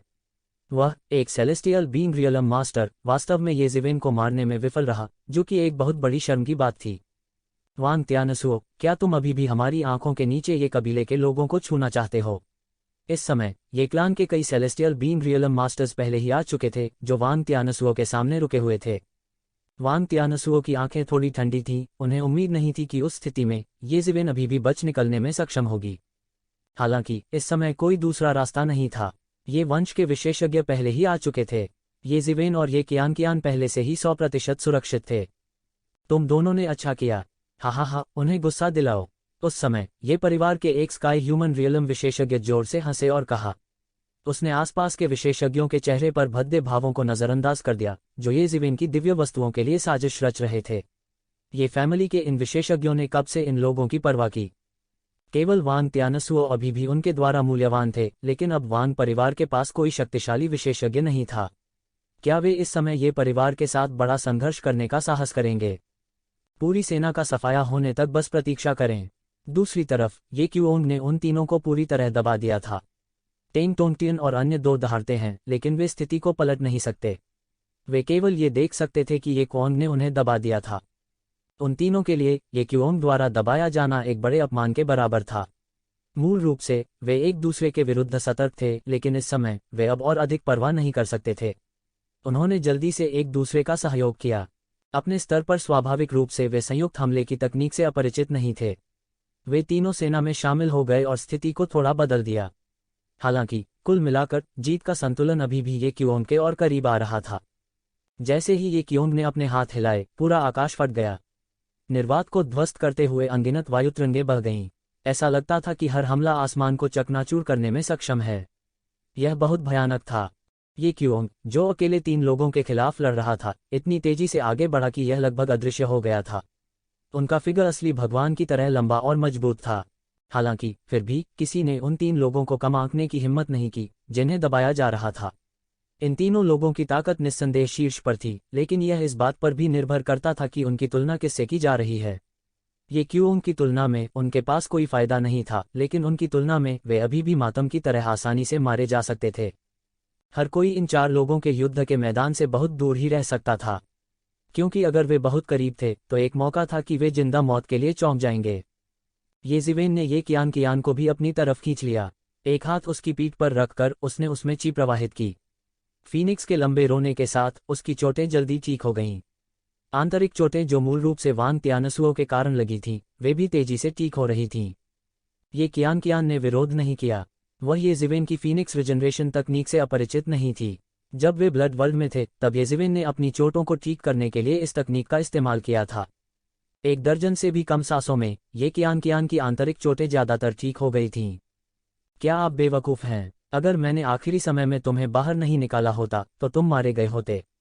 ये शिवेन शिकायत किए बिना नहीं रह सकी। क्या तुमने भी मेरे लिए टेंग यान को रोकने की कोशिश नहीं की? ये कियान की चमकदार आंखों ने ये ज़िवेन को देखा। उसकी आंखों के कोने में एक मुस्कान का इशारा था। उसमें थोड़ी शरारत थी, उसकी सामान्य ठंडी छवि से बिल्कुल अलग। तुम दोनों, हम पहले पीछे हटने वाले हैं। क्या तुम हमारे साथ चलना चाहते हो? जैसे ही ये शिवेन ने कुछ और शब्द कहना चाहा, ये क्लान के एक विशेषज्ञ ने चुपके से अपनी आवाज़ उन दोनों के दिमाग में पहुंचा दी। अब जब खजाने ने अंतिम प्राचीन पात्रों को उगल दिया है, तो मुझे डर है कि यह जीत जाएगा। इसके बंद होने में देर नहीं लगेगी। अगर हम अभी नहीं जाते हैं तो संभव है कि हम हमेशा के लिए अंदर बंद हो जाएं। ये शिवेन ने यह सुना और अपने आसपास की बड़ी ताकतों के आकाओं को देखा। यहाँ तक व्यक्तिगत काश्तकार भी जाने की तैयारी कर रहे थे। खजाने की पूरी दुनिया में वे पहले से ही जाने वाले लोगों के अंतिम जत्थे थे। जहाँ तक क्यूओंग और अन्य लोगों की बात है, तो इन लोगों में उनकी ताकत सबसे अच्छी थी। स्वाभाविक रूप से इस समस्या के बारे में चिंता करने की कोई जरूरत नहीं थी। दोनों ने एक दूसरे को देखा और तुरंत अनुसरण करने का मन बना लिया। हुश हुश हुश। आकाश में, विशाल आकाश के माध्यम से प्रकाश की एक धारा कट गई और सीधे बाहर निकलने की ओर बढ़ी। आम लोगों के लिए यह दुनिया पहले से ही इतनी बड़ी थी कि इसका कोई अंत नहीं था। हालांकि इन उस्तादों के लिए जो बचने के लिए सब कुछ कर रहे थे, यह उतना दूर नहीं था। केवल 1 दिन और 1 रात में हर कोई पहले से ही खजाने की पूरी दुनिया के प्रवेश द्वार के करीब था। पूरा खजाना घर पहले से ही हिंसक रूप से हिलना शुरू हो गया था। सबके सामने स्पेस चैनल भी थोड़ा थोड़ा करके सिकुड़ रहा था। जल्द ही यह पूरी तरह से बंद हो जाएगा। हर कोई थोड़ा चिंतित महसूस करने लगा। कुछ लोगों ने उनके पीछे देखा, पता नहीं कब 4 लोग पकड़ लेंगे। खासकर ये कबीले के लोग, वे थोड़े चिंतित थे। खजाना घर बंद होने वाला था, लेकिन ये क्यूओंग की अभी भी कोई खबर नहीं थी। हालांकि प्राचीन शब्द बहुत कीमती था, लेकिन 5 हेगमन स्तर की प्रतिभा को खोना इसके लायक नहीं था। हालांकि जैसे ही हर कोई खजाने की दुनिया से बाहर निकलने और अंतरिक्ष चैनल में प्रवेश करने वाला था, अचानक एक आकृति सीधे ऊपर आ गई। हा, ये क्यूओंग ने एक दिलकश हंसी उड़ाई और वह सितारों और चंद्रमा का पीछा करते हुए दूर से दौड़ता हुआ आया। उसे देखकर ये कज़िवेन सहित ये कबीले के सभी लोगों ने आखिरकार राहत की सांस ली। हालांकि उसकी ये क्यूओंग के साथ कोई दोस्ती नहीं थी, फिर चाहे कुछ भी हो, जब टेंग टोंगटियन ने उस पर हमला करना चाहा, तो ये क्यूओंग भी था जिसने मदद के लिए बात की। ये शिवेन ने चुपके से इस एहसान को याद किया। ये क्यूओंग के पीछे टेंग टोंगटियन, बिंग वूजी और हाओ लियानजुन मुर्गे की तरह थोड़े शर्मिंदा थे, जो एक लड़ाई हार गए थे। जाहिर है, प्राचीन शब्द के लिए लड़ाई खत्म हो गई थी। कौन जीता और कौन हारा यह पहले से ही स्पष्ट था। हालांकि ये तियान कियोंग और अन्य आने वाले अंतिम थे, उनकी गति स्पष्ट रूप से बाकी सभी की तुलना में बहुत तेज थी। कुछ ही समय में वे पहले ही खजाने की दुनिया से बाहर निकल चुके थे और अंतरिक्ष चैनल में घुस गए थे। ये कियोंग, आज की बात है, मैं तुम्हें भविष्य में निश्चित रूप से चुकाऊंगा। इस समय अंतरिक्ष चैनल से टेंग टोंगटियन की अनिच्छुक आवाज आई। फिर आओ, क्या तुम्हें लगता है कि मैं तुमसे डरता हूं? ये कियोंग की आवाज अंतरिक्ष चैनल से आई और थोड़ी सी मुस्कुराहट के साथ आई। जाहिर है, वह वास्तव में उनकी परवाह नहीं करता था। एक के खिलाफ तीन, वे उसका कुछ नहीं कर सकते थे और अंत में उन्होंने उसे लड़ाई का शब्द प्राप्त करने दिया। वे और क्या कह सकते थे? थोड़ी देर बाद ये जिवेन और अन्य लोग भी अंतरिक्ष चैनल पर पहुंचे।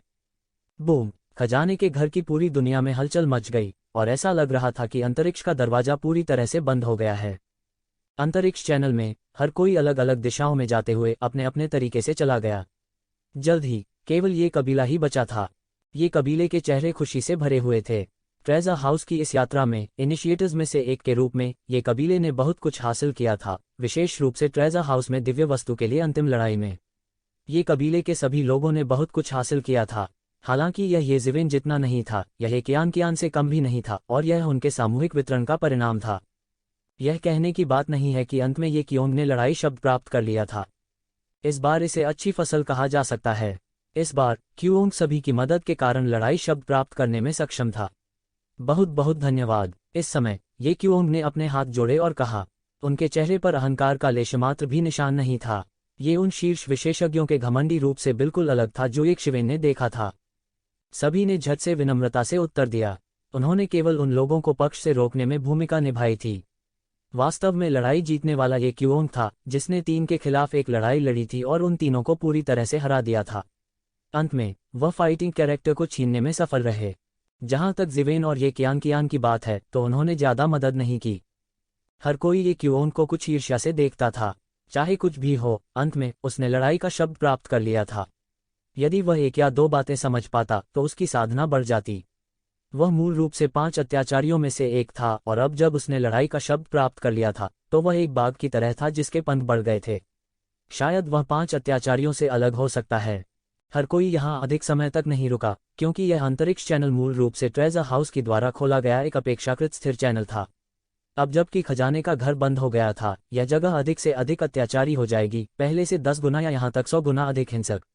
ये कबीले के अंतिम लोगों के जाने के साथ खजाने के घर की यह यात्रा आखिरकार समाप्त हो गई। 3 साल पलक झपकते बीत गए। 3 साल पहले खजाने के घर में प्रवेश करने वाले ये कबीले के सभी लोग एक के बाद एक लौट आए। यह विशेष रूप से अफवाह थी कि ये कियोंग ने खजाने के घर से बहुत लाभ प्राप्त किया था। जैसे ही वह वापस लौटा, उसने तुरंत बंद कमरे में प्रशिक्षण की स्थिति में प्रवेश किया। जल्द ही यह अफवाह भी फैल गई कि ये कियोंग ने एक प्राचीन शब्द प्राप्त किया है। यह मामला अपने आप में कोई रहस्य नहीं था। कहने की बात तो यह है कि इतने सारे लोगों ने इसे देखा था। इस प्राचीन शब्द में निहित रहस्य के बारे में कोई नहीं जानता था। यहाँ तक ये कियोंग भी इसे परिष्कृत करने से पहले नहीं जानता था। हालांकि कोई था जो इस रहस्य को जानता था और वह था ये जिवेन। उसने पहले ही डू शब्द को अपने दिमाग में अंकित कर लिया था, भले ही उसने अपने सभी स्पिरिट क्रिस्टल का इस्तेमाल केवल डू शब्द की नकल करने के लिए किया था। यह शब्द डू वास्तव में वो शब्द से संबंधित था।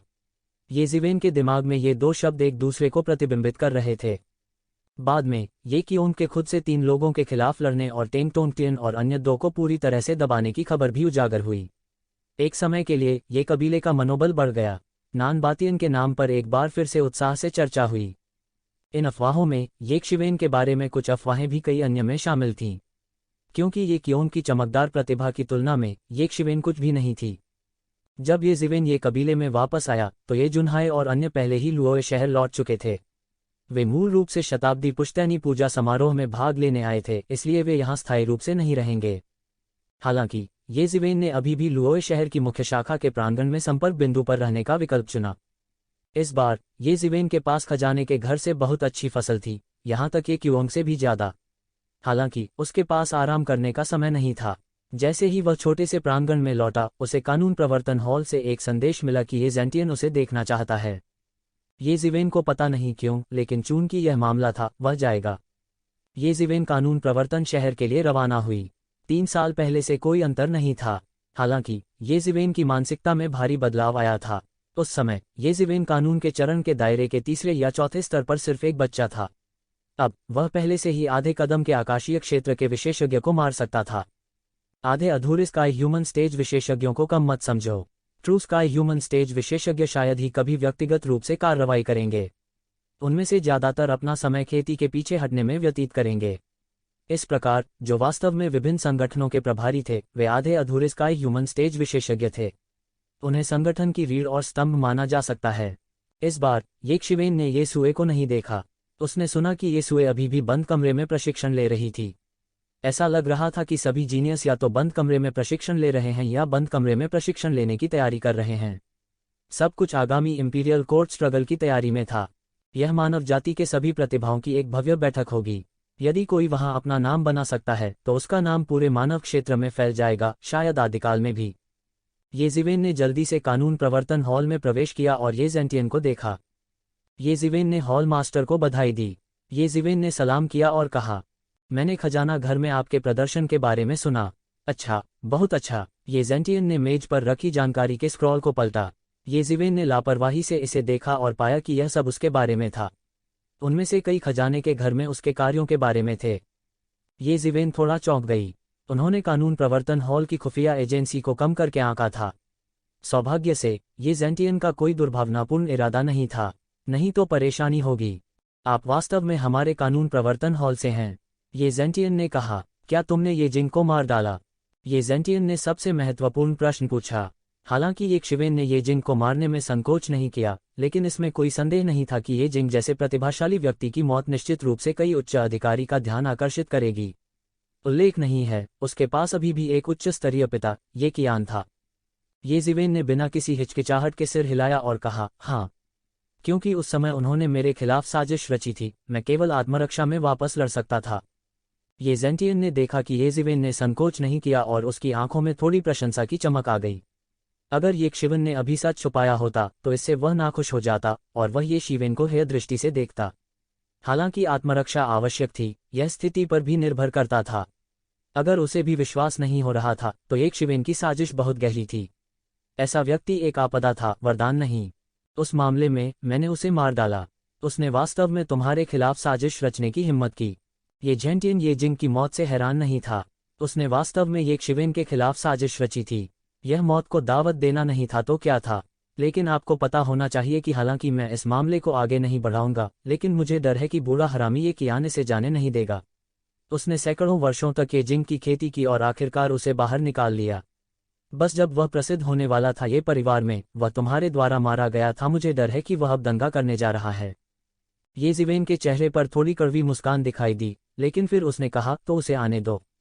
अच्छा, अच्छा कहा। हमारे कानून प्रवर्तन हॉल के लोग उस बूढ़े कमीने से कैसे डर सकते हैं? येजेंटियन ने हंसते हुए कहा, हालांकि वह बूढ़ा हरामी हमेशा अनियंत्रित रहा है। अगर वह अपनी स्थिति की अवहेलना करता है और चुपके से आप पर हमला करता है तो यह भयानक होगा। यह सोचते हुए येजेंटियन ने एक पल के लिए विचार किया और कहा, येजिवेन, क्या आप मुझे अपने गुरु के रूप में पूजा करने के लिए तैयार हैं? येजिवेन चौंक गई। एक गुरु के रूप में येजेंटियन की पूजा करना पहले से बिल्कुल अलग अवधारणा थी। इस दुनिया में एक दिन का गुरु जीवन भर के लिए पिता बन जाता है। इसी तरह एक बार उन्हें येजेंटियन द्वारा एक शिष्य के रूप में स्वीकार कर लिया गया, तब कानून प्रवर्तन हॉल में उनकी स्थिति भी बढ़ जाएगी। यह ठीक वैसे ही एक बड़ी बात थी जैसे ये ज़ुकोन परिवार की मालिक बन जाती है। जब येजिवेन ट्रू मार्शल स्कूल में थे तो वे तिब्बती स्टार सोन के शिष्य बन गए। बाद में तिब्बती स्टार सोन ने कई बार उनकी मदद की। येजिवेन के लिए तिब्बती स्टार सन ने अन्य बड़े शॉट्स के साथ बाहर होने में संकोच नहीं किया। इसका अर्थ स्वाभाविक रूप से अलग था। हालांकि येशिवेन ज्यादा देर तक हिचकिचाए नहीं। उन्होंने तुरंत प्रणाम किया और कहा, शिष्य ने गुरु को प्रणाम किया। इस दुनिया में जीवन भर केवल एक स्वामी की पूजा करने जैसी कोई चीज नहीं थी। जैसा कि कहा जाता है, जो पहले पहुंचते हैं। यहाँ तक अगर तिब्बती सितारा पुत्र यहाँ होता तो वह भी एक गुरु के रूप में येजेंटियन की पूजा करने के लिए सहमत होता। अच्छा अच्छा अच्छा, येजेंटियन ने दिल खोलकर हंसा और कहा। उसने येजिवेन को प्यार और स्नेह से भरी आंखों से देखा। पहले येजिवेन उनके कानून प्रवर्तन हॉल के अधीनस्थ थे, लेकिन अब वे उनके शिष्य थे। स्वाभाविक रूप से चीजें अलग थीं। इस दुनिया में एक कहावत थी कि एक दिन का शिक्षक जीवन भर का पिता होता है। इसी तरह शिष्य लगभग बच्चों के बराबर थे। खासकर इस दुनिया में कई योद्धा बहुत शक्तिशाली थे, इसलिए उन्होंने अपने पूरे जीवन में शादी नहीं की, या उन्होंने बिल्कुल शादी नहीं की। शिष्य अपने वंशजों के समकक्ष थे। अब तुम मेरे शिष्य हो। अगर कोई आपको छूने की हिम्मत करता है तो मैं उन बूढ़े लोगों को ब्लॉक करने में आपकी मदद करूंगा। अगर वे तुम्हें छूने की हिम्मत करते हैं तो मैं उनके दरवाजे तक जाकर लड़ूंगा और उन्हें उल्टा कर दूंगा। ये जेंटियन ने वीरतापूर्वक कहा। इस वीरता ने ये शिवेन को भी संक्रमित कर दिया। इस तरह के एक मास्टर की रक्षा के साथ कई चीजों को संभालना बहुत आसान हो जाएगा।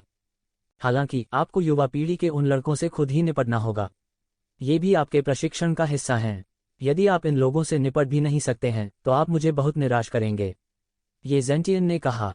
यह स्वाभाविक है। मास्टर ने पहले ही उन पुरानी पीढ़ी के विशेषज्ञों को ब्लॉक करने में मेरी मदद की है। अगर मैं इन बचे हुए लोगों से निपट भी नहीं पाया तो मेरे पास किसी को देखने के लिए कोई चेहरा नहीं होगा, ये जिवेन ने दबंग स्वर में कहा।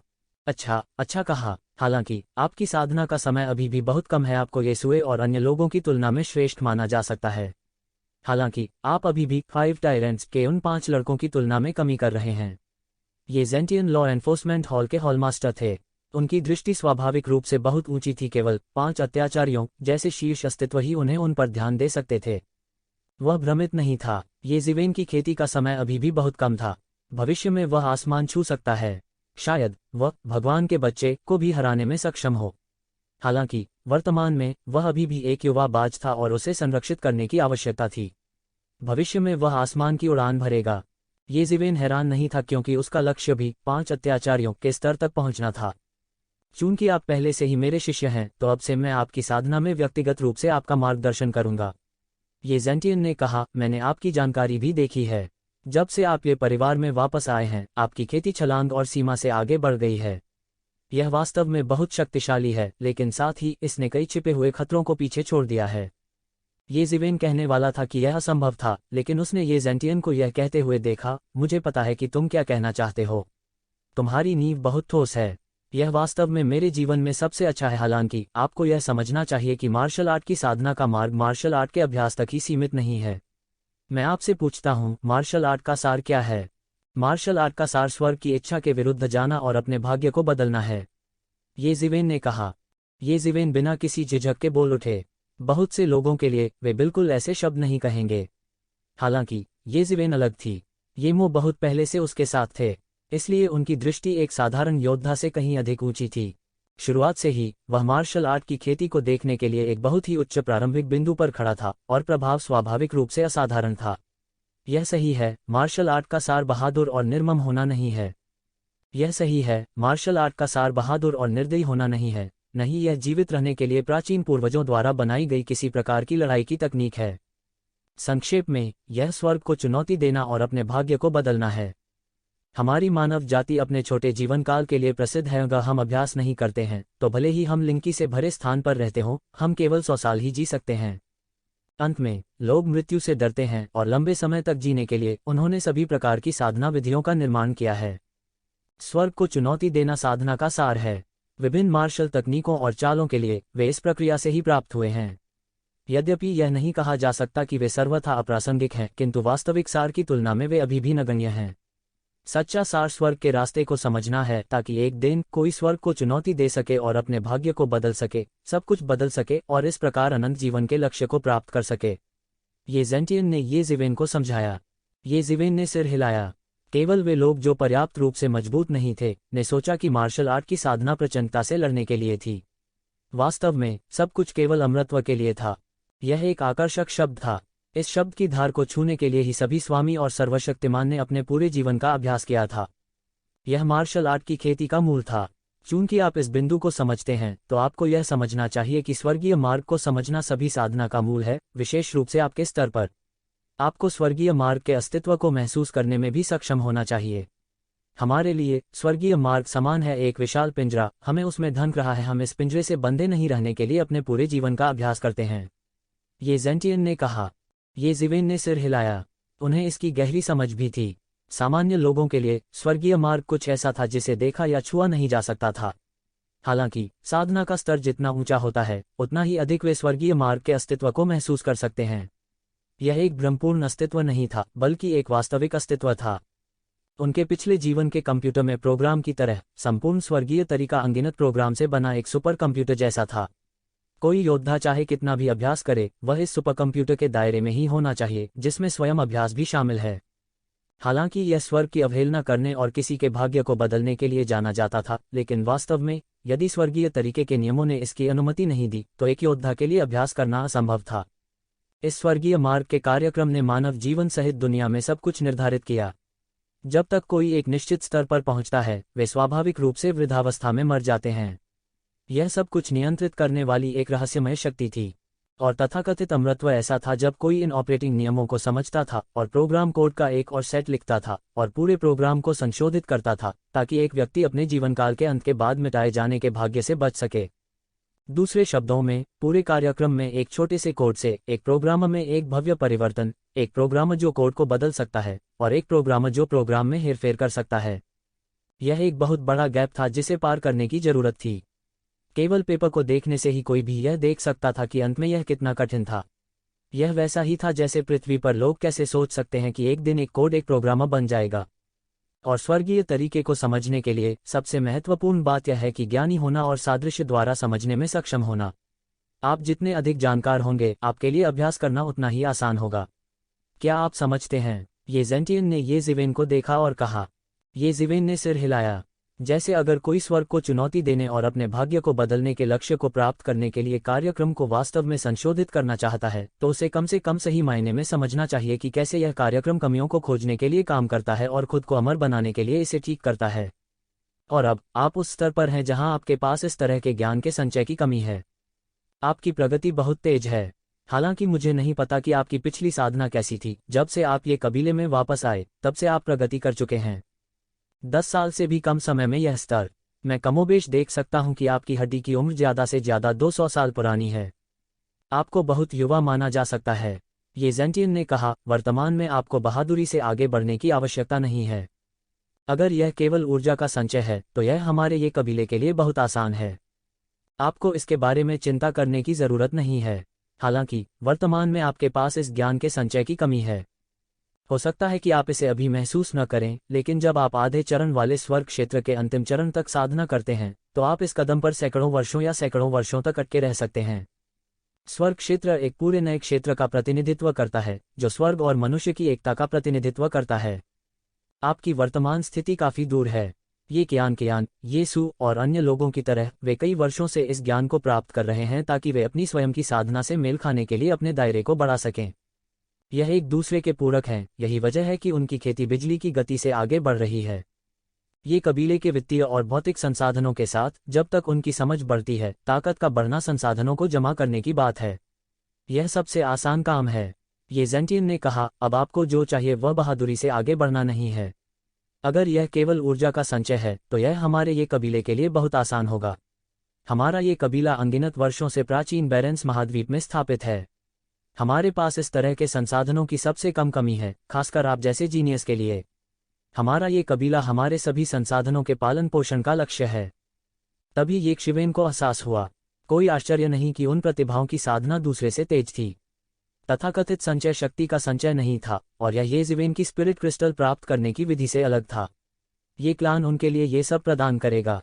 उनका सच्चा संचय सभी प्रकार का ज्ञान और समझ था। जब तक उनकी समझ में वृद्धि होगी, उनके व्यक्तिगत दायरे में वृद्धि होगी और उनकी ताकत जल्दी से जमा हो सकती है। ये सब कुछ नहीं थे। उन प्रतिभाओं में जो कमी नहीं थी वह थी समझने की क्षमता। उनमें से प्रत्येक के पास राक्षसी प्रतिभाओं की तरह उत्कृष्ट अभिरुचि थी, अन्यथा उन्हें स्वर्गीय कौतुक नहीं कहा जाएगा। बेशक हर कोई इसका आनंद नहीं ले सकता था। आमतौर पर एक पीढ़ी में 10 से भी कम लोग होते थे जो इसका आनंद ले पाते थे। ये जिवेन, येसु और ये फैंग की पीढ़ी की तरह कुछ ही लोग इसका आनंद ले सकते थे। अधिकांश लोगों को अभी भी खेती के संसाधनों के बदले सभी प्रकार के कठिन परिश्रम करने की आवश्यकता थी। यह बहुत ही अनुचित था। हालांकि दुनिया ही अनुचित थी। जब से लोग पैदा हुए हैं तब से ऐसा ही था। हालांकि इन प्रतिभाओं को और अधिक जिम्मेदारियां निभाने की भी जरूरत थी। एक बार कुछ हो जाने के बाद उन्हें चार्ज करने और अग्रिम पंक्ति में दुश्मन की रेखाओं को भेदने की आवश्यकता होगी। यह एक हद तक जायज भी था। हालांकि उन्हें जो जिम्मेदारियां उठानी थीं वे अलग थीं। तो ऐसा लगता है कि आपकी साधना के छिपे हुए खतरे बड़े नहीं हैं, हालांकि छिपे हुए खतरे वास्तव में बहुत बड़े हैं। आपका साधना स्तर जितना ऊंचा होगा, छिपे हुए खतरे उतने ही बड़े होंगे। आपके ज्ञान में बहुत कमी है। अन्य लोगों ने सैकड़ों वर्षों तक ज्ञान सीखा है, लेकिन आपको प्रारंभ से ही सीखना होगा। आपको सीखने के लिए बहुत सी चीजें हैं। इसलिए अगले कुछ वर्षों में मैं चाहता हूं कि आप ईमानदारी से इस ज्ञान को स्वीकार करें। खेती को बढ़ावा देने के लिए आपको इसके बारे में चिंता करने की जरूरत नहीं है। जब तक आपके पास पर्याप्त संसाधन हैं, तब तक आप थोड़े समय में दिव्य सत्ता क्षेत्र में प्रवेश कर सकते हैं। जब तक आपकी मानसिक साधना आपकी शक्ति के विकास की गति के साथ चल सकती है। ये ज़ेंटियन ने कहा। ये ज़िवेन ने सोचा कि वास्तव में ऐसा ही था। वह मदद नहीं कर सकता था, लेकिन अपने दिल में कुछ डर महसूस कर रहा था। अगर ये ज़ेंटियन ने उसे याद नहीं दिलाया होता और इस तरह अभ्यास करना जारी रखा होता तो सीक्वेल बहुत बड़ा होता। यह सच था कि उनके पास प्रबुद्ध मन, प्राचीन वृक्ष और रहस्यमय स्थान था। यहाँ तक अगर वह इस तरह अभ्यास करना जारी रखता तो उसे क्यूई विचलन से डरने की जरूरत नहीं होती। हालांकि जल्दी या बाद में उसे एक गतिरोध में चलना होगा। उस समय उन्हें फिर से शुरू से सीखना होगा। मैं ईमानदारी से मास्टर के निर्देशों का पालन करूंगा, ये ज़िवेन ने कहा। ठीक है, इंपीरियल कोर्ट स्ट्रगल में अभी कुछ साल बाकी हैं। आपको इसके बारे में पता होना चाहिए, तो ज़ेंटियन ने कहा। हाँ, ये ज़िवेन ने सिर हिलाया। वह इंपीरियल कोर्ट स्ट्रगल में भी दुनिया को विस्मित करना चाहता था। हालांकि हमारा कानून प्रवर्तन हॉल इस संबंध में कुछ धीमा है, इसलिए हम नुकसान में हैं। 5 अत्याचारियों में से कोई भी हमारे कानून प्रवर्तन हॉल से नहीं है। हालांकि कुछ उत्कृष्ट प्रतिभाएं हैं, लेकिन वे 5 अत्याचारियों से कमजोर हैं। लेकिन आप वह हैं जो हमारे कानून प्रवर्तन हॉल के उच्च अधिकारी के पक्षधर हैं। आपके पास भविष्य में 5 अत्याचारियों के खिलाफ लड़ने की क्षमता है, ये ज़ेंटियन ने कहा। आपकी पीढ़ी में हालांकि ये सुए और अन्य बुरे नहीं हैं, लेकिन भविष्य में उनके लिए 5 अत्याचारियों के खिलाफ लड़ना बहुत मुश्किल होगा। केवल आप और येजू कांग में पर्याप्त क्षमता है। भविष्य में आप युवा पीढ़ी के 2 अत्याचारियों में से एक बन सकते हैं। इंपीरियल कोर्ट स्ट्रगल आपकी क्षमता का परीक्षण करने का एक उत्कृष्ट अवसर है। इस इंपीरियल कोर्ट स्ट्रगल में मुझे डर है कि आपके लिए 5 अत्याचारियों के खिलाफ लड़ना बहुत मुश्किल होगा, लेकिन अभी भी एक लंबा रास्ता तय करना है। चिंता न करें, मैं आपको अभ्यास करने के लिए हमारे कानून प्रवर्तन हॉल के एक गुप्त क्षेत्र में प्रवेश करने दूंगा। बाद में मैं भी अक्सर आपके अभ्यास में आपको संकेत देने के लिए यहाँ आऊँगा। तुम्हारे पास एक अच्छी नींव होगी और जब वह समय आएगा तो तुम सीधे दिव्यलोक में भाग जाओगे। आपका भविष्य वास्तव में असीम होगा, ये ज़ेंटियन ने सच्चे और दिल से कहा। ये ज़ेंटियन ने जल्दबाजी में काम किया और बिल्कुल भी नहीं हिचकिचाया। जब उसने कहा कि वह ये ज़िवेन को गुप्त क्षेत्र में जाने देगा तो उसने तुरंत ये ज़िवेन को जाने दिया। उन्होंने एक क्षण की भी देर नहीं की। थोड़ी ही देर में बाहर से एक बूढ़ा आदमी आया। इस बूढ़े व्यक्ति का एक पैर कब्र में था और ऐसा लग रहा था कि हवा का एक झोंका उसे उड़ा ले जाएगा। सबसे महत्वपूर्ण क्षण में ये ज़िवेन ने अपने शरीर से एक मजबूत मौत की हुई महसूस की।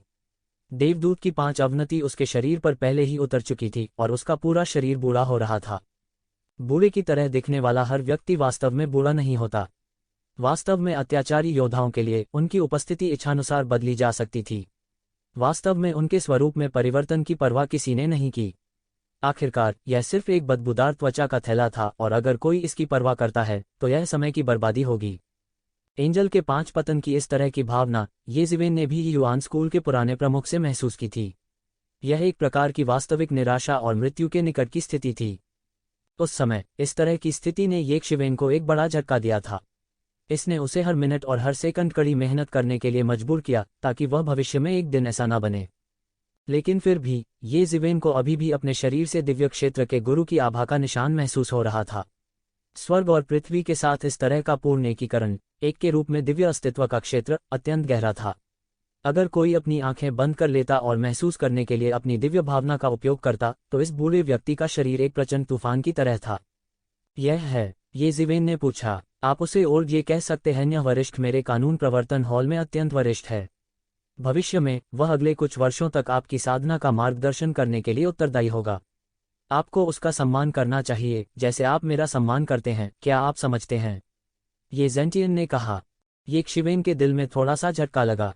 दिव्य में एक अत्यंत शक्तिशाली गुरु को अपनी साधना का मार्गदर्शन करने के लिए जिम्मेदार होने के नाते ये कबीले की वास्तव में एक अतुलनीय गहरी नींव थी। हालांकि यह बूढ़ा पहले से ही एंजल 5 डिक्रिपिट्यूड में था और उसकी ताकत उसके शिखर की तुलना में बहुत कम हो सकती है, लेकिन उसने अनुमान लगाया कि वह हजारों वर्षों से जीवित था। यह निश्चित रूप से कहा जा सकता है कि वह एक जीवित जीवाश्म, एक प्राचीन प्रकार का व्यक्ति था। उनका मार्शल आर्ट ज्ञान बेहद गहरा था। ऐसा व्यक्ति यदि किसी बल में रखा जाता है तो वह एक बुजुर्ग जैसा अस्तित्व होगा। ये लोग अपने स्वयं के समृद्ध अनुभव का उपयोग युवा पीढ़ी को कई चक्करों से बचने में मदद करने के लिए कर सकते हैं। ऐसा व्यक्ति ये कबीले में बिल्कुल गुण और प्रतिष्ठा का व्यक्ति था। अब वास्तव में व्यक्तिगत रूप से अपनी साधना का मार्गदर्शन करने के लिए सामने आया। ये कबीले की गहरी नींव के अलावा यह देखने के लिए पर्याप्त था कि इस बार लॉ एन्फोर्समेंट हॉल के उच्च अधिकारी भी उसके बारे में बेहद आशावादी थे और उसे साधने के लिए बहुत प्रयास कर रहे थे। इतना बूढ़ा आदमी अपने समृद्ध अनुभव और ज्ञान के साथ एक ऐसा खजाना था जिसे कभी खोदा नहीं जा सकता था। जैसा कि कहा जाता है, एक बूढ़ा व्यक्ति जो मरता नहीं है उसे राक्षस कहा जाता है। हालांकि यह कहावत सुनने में कुछ अटपटी लगी, लेकिन इसने कुछ सच्चाई बताई। ऐसा व्यक्ति ये परिवार के लिए खजाना था, शक्ति कुंजी नहीं थी। ये परिवार में अत्याचारी स्वामी हर जगह पाए जा सकते थे, लेकिन हर किसी को इस तरह का अनुभव नहीं हो सकता था। और ये शिवेन ने जल्दी से सम्मानपूर्वक अभिवादन किया। चाहे वह ताकत हो, योग्यता हो, अनुभव हो या उम्र हो, दूसरी पार्टी ये शिवेन की सलामी के योग्य थी। हालांकि ये जिवेन ने इस व्यक्ति का नाम कभी नहीं सुना था। ऐसा व्यक्ति उन लोगों की एक पीढ़ी थी जो अनगिनत साल पहले दुनिया पर राज करते थे। अब कितने लोग उसे याद करते होंगे। जैसा कि कहा जाता है, नई पीढ़ी पुराने की जगह लेती है। हॉल मास्टर बहुत विनम्र है, ओल्ड ये ने बस हल्के से कहा। यह बूढ़ा आदमी हवा में सिर्फ एक मोमबत्ती और हवा में मोमबत्ती है। यह कुछ भी नहीं है। मैं सिर्फ एक व्यक्ति हूं जो मरने का इंतजार कर रहा है। अब ये परिवार के लिए योगदान करने में सक्षम होना पहले से ही एक सम्मान की बात है। ओल्ड ये शांत था। वह पहले ही जीवन और मृत्यु के माध्यम से देख चुका था। यदि मृत्यु के विषय का उल्लेख किया जाता तो भी सामान्य लोगों के भाव बदल जाते, लेकिन वह फिर भी शांत था। यह दिखाने के लिए काफी था कि उनकी आंतरिक शक्ति आम लोगों की कल्पना से कहीं अधिक थी। ओल्ड तुम बहुत विनम्र हो। क्या तुमने मेरा भी ख्याल नहीं रखा? ये जेंटियन के लिए ऐसा कोमल पक्ष होना दुर्लभ था। आमतौर पर उनकी छवि एक ठंडे खून वाले व्यक्ति की थी। यह देखा जा सकता है कि ये जेंटियन के दिल में ओल्ड ये की स्थिति वास्तव में असाधारण थी। ये शिवेन ने भी उपेक्षा करने की हिम्मत नहीं की। ये कसीवेन, भविष्य में ओल्ड ये आपकी खेती के लिए जिम्मेदार होंगे। यदि आपके कोई प्रश्न हैं तो आप उनसे पूछ सकते हैं। बूढ़ा ये हमारे ये परिवार के कुछ उस्तादों में से एक था। ये जेंटियन ने ये जिवेन को देखा और कहा, समझा। ये जिवेन ने जवाब दिया, ठीक है। अगला ओल्ड ये आपको गुप्त क्षेत्र में लाएगा। अगले समय के लिए आपको इसमें खेती करनी होगी, ये जेंटियन ने कहा। जल्द ही ये जिवेन ने ये जेंटियन को विदाई दी और खेती करने के लिए ओल्ड ये के साथ गुप्त क्षेत्र में चले गए। आप केवल 200 साल के हैं, है ना? ओल्ड ये ने पूछा। दोनों ने प्रकाश पर कदम रखा और ये परिवार की गहराई तक चले गए। ये शिवेन ने नहीं पूछा कि वे कहाँ जा रहे थे। उसे चुपचाप रास्ता याद आ गया और वह ओल्ड ये के पीछे हो लिया। हाँ, ये जिवेन ने सिर हिलाया और कहा, 200 साल की उम्र में इस तरह के स्तर तक साधना करने में सक्षम होने के लिए अगर यह कोई बाहरी व्यक्ति होता तो मुझे डर है कि वे सोचेंगे कि आप एक सच्चे जीनियस हैं। ऐसा लगता है कि आपको परमेश्वर के पुत्र के रूप में एक ही सांस में वर्णित किया जा सकता है। ओल्ड मैन ये ने शांति से कहा, जैसे कि उनके शब्दों में गहरा अर्थ था। ये शिवेन एक पल के लिए चौंक गई। उसे नहीं पता था कि ओल्ड ये ने ऐसा क्यों कहा था। लेकिन तुम्हारे शरीर पर कई अंदरूनी चोटें हैं। यद्यपि आपकी साधना पद्धति बहुत गहन है, इसने वास्तव में आपकी नींव को क्षति पहुंचाई है। हालांकि एक योद्धा के लिए यह सामान्य बात है जिसने अपने पूरे जीवन के लिए संघर्ष किया है, लेकिन आपकी उम्र में इतनी आंतरिक चोटें हैं। मुझे डर है कि आपने जीवन और मृत्यु के कई युद्धों का अनुभव किया है और आप कितनी बार मृत्यु से बचकर ऐसे बने हैं। ओल्ड मैन ये के शब्दों ने रहस्य खोल दिया। इसने अचानक ये शिवेन को अतुलनीय रूप से चौंका दिया। उसे उम्मीद नहीं थी कि ओल्ड ये एक नज़र में उसकी वास्तविक स्थिति को समझेगा। अतीत में हर कोई अक्सर उसकी उम्र और दायरे को जानकर उसकी प्रतिभा पर अचंभा करता था। हालांकि केवल ओल्ड ये ही इसे एक नज़र में देख सकते थे। यह अज्ञात था कि उसने कितने जीवन और मृत्यु के युद्धों का अनुभव किया था। यही मूलभूत कारण था कि क्यों वह सफलता हासिल करने में सफल रहा। केवल जीवन और मृत्यु के बीच में ही समझने का सबसे अच्छा समय था। हालांकि बहुत से लोग ये जिवेन जितने भाग्यशाली नहीं थे।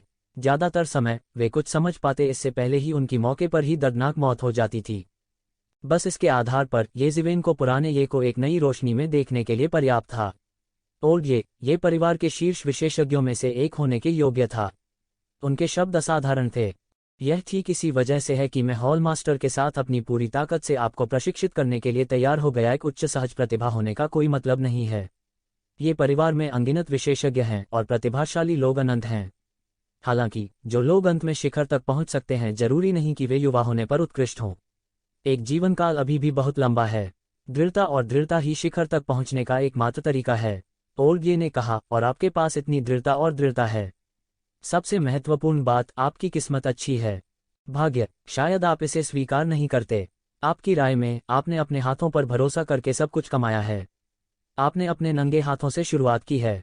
हालांकि आपके शरीर पर लगी इन आंतरिक चोटों से यह देखा जा सकता है कि आपने जीवन और मृत्यु की कई लड़ाइयों का अनुभव किया है। अगर आपने एक गलती की होती तो आपकी मौके पर ही दर्दनाक मौत हो सकती थी। क्या आप अब भी कह सकते हैं कि आपकी किस्मत खराब है? बूढ़े ये ने अपनी आंखें मूंद लीं और मुस्कुरा दिया। ऐसा लग रहा था जैसे वह किसी नटखट और विद्रोही बच्चे को देख रहा हो। ये जिवेन चुप रही। शुरुआत में हो सकता है कि वह भाग्य के विचार को स्वीकार करने के लिए बहुत अनिच्छुक रहा हो। हालांकि उन्होंने भाग्य के अस्तित्व से इनकार नहीं किया, लेकिन वे भाग्य में विश्वास नहीं करते थे। वह केवल अपने हाथों में विश्वास करता था। मनुष्य प्रकृति पर विजय प्राप्त कर सकता है। हालांकि ओल्ड की बातें सुनने के बाद उन्होंने इसके बारे में ध्यान से सोचा। अगर उसकी किस्मत वाकई खराब होती तो शायद बहुत पहले ही उसकी मौत हो गई होती। शायद वह उस अफवाह की तरह नहीं था कि वह यूं ही बाहर जाकर ठोकर खा सकता है और एक स्वर्गीय स्तर का दिव्य उपकरण उठा सकता है, या वह लापरवाही से जमीन पर बैठ सकता है और एक मार्शल आर्ट गुप्त मैनुअल उठा सकता है। हालांकि उसने बहुत सी लड़ाइयों का अनुभव किया था और हर बार वह बाल बाल बचता था या अपनी जान बचाकर भाग जाता था। क्या यह साबित करने के लिए काफी नहीं था कि उसकी किस्मत काफी अच्छी थी? क्या आप बहुत उदास हैं? वास्तव में आपको ऐसा नहीं होना चाहिए। क्या आपने यह कहावत नहीं सुनी है, किस्मत भी ताकत का एक हिस्सा है? हालांकि यह कहावत बहुत अस्पष्ट है, यह वास्तव में सच है। यदि आपकी किस्मत खराब है और आप दुर्भाग्य से ग्रसित व्यक्ति हैं, तो भले ही आप प्रतिभाशाली हों, हम आपको कभी भी संस्कारित करने पर विचार नहीं करेंगे, क्योंकि हो सकता है कि आप अगले ही पल एक हिंसक मौत मरें। ओल्ड ये ने उदासीनता से कहा। आपकी शिक्षाओं के लिए धन्यवाद। इन शब्दों को सुनने के बाद ये जिवेन को अचानक ज्ञान की अनुभूति हुई। मानो उसे अचानक ज्ञान हो गया हो। उनकी मन स्थिति अचानक स्पष्ट हो गई। वह इस बिंदु से बहुत जुनूनी था। किस्मत हो या ताकत, ये सब उसी का एक हिस्सा था। अगर वह भाग्य के अस्तित्व को नकारने के लिए बहुत अधिक जुनूनी था, तो क्या वह खुद को भी नकार नहीं रहा था? यह ऐसा था जैसे ये जुकोन किसी भी चीज में विश्वास नहीं करती थी। उसे केवल खुद पर विश्वास था। हालांकि ये जिवेन अलग थी। सभी प्रकार की युद्ध कलाएं, सभी प्रकार के दैवीय उपकरण उसकी विजय का आधार थे। सब कुछ नकली था, केवल उसका हृदय ही एक था। जब तक वह मन ही मन समझ लेता, तब तक दैवीय साधनों का उपयोग करना कुछ भी नहीं था। अब किस्मत का कहना वही था। वह पहले भी पक्षपाती था। इससे येशिवेन थोड़ा उत्तेजित हो गया। सलाह के कुछ ही शब्दों ने उन्हें बहुत लाभ पहुंचाया था। ओल्ड ये का दायरा वास्तव में बहुत ऊंचा था। यदि वह खेती करने के लिए उसका अनुसरण करता है, तो उसे बहुत कुछ हासिल करने में सक्षम होना चाहिए। यह उसके येमो के साथ मिलने के तरीके से बिल्कुल अलग था। येमो भी बहुत कुछ जानता था। इसके अलावा वह एक बूढ़ा राक्षस था जो न जाने कितने वर्षों तक जीवित रहा था। हालांकि उनका मुख्य ध्यान अभी भी शैतान जाति की शक्ति तकनीक था। इस मामले में कि येजिवेन शैतान राजा का उत्तराधिकारी नहीं बनना चाहता था, येजिवेन पर शैतान राजा के उत्तराधिकारी को तैयार करने के लिए तरीकों के पूरे सेट का उपयोग करना असंभव था। बहुत सारी सलाह तभी दी जा सकती थी जब वे एक दूसरे से मिले। हालांकि ओल्ड ये की सलाह येजिवेन को सभी प्रकार के ज्ञान को व्यवस्थित रूप से प्रदान करने की थी। दोनों बिल्कुल अलग थे। हालांकि इसका मतलब यह नहीं था कि ये मोह महत्वपूर्ण नहीं था। इसके विपरीत उनका बहुत महत्व था। उसने येशिवेन को एक अलग शुरुआती बिंदु दिया। आप इसे समझ सकते हैं? बहुत अच्छा। ओल्ड ये ने येजिवेन को सराहना के साथ देखा। वह यह देखकर बहुत संतुष्ट था कि येशिवेन इस मामले में अडिग नहीं रही। किसी को पता होना चाहिए कि इनमें से प्रत्येक प्रतिभा एक अत्यंत प्रतिभाशाली अस्तित्व थी।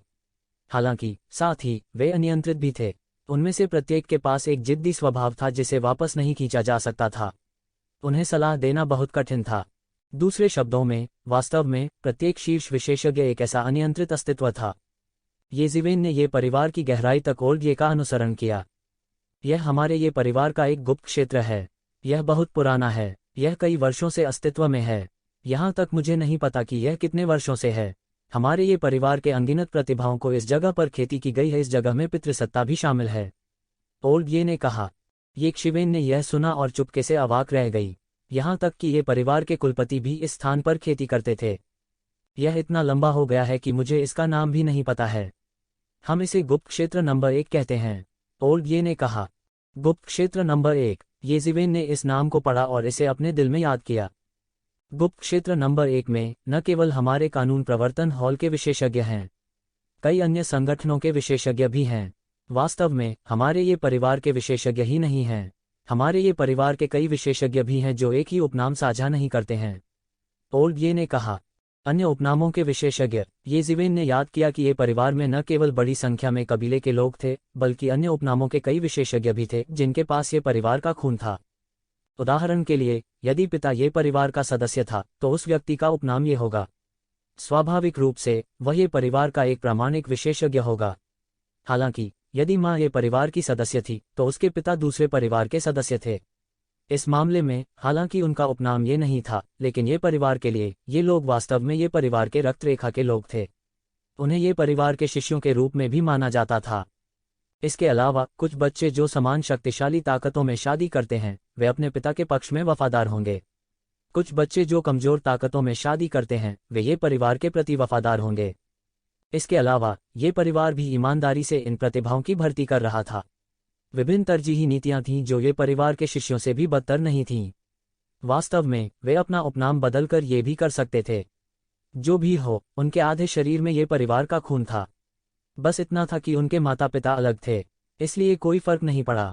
अन्य उपनामों के इन विशेषज्ञों के अलावा कई वंशों और ताकतों के बच्चे भी थे जिन्होंने कई वर्षों तक खुद को ये परिवार से जोड़ा था।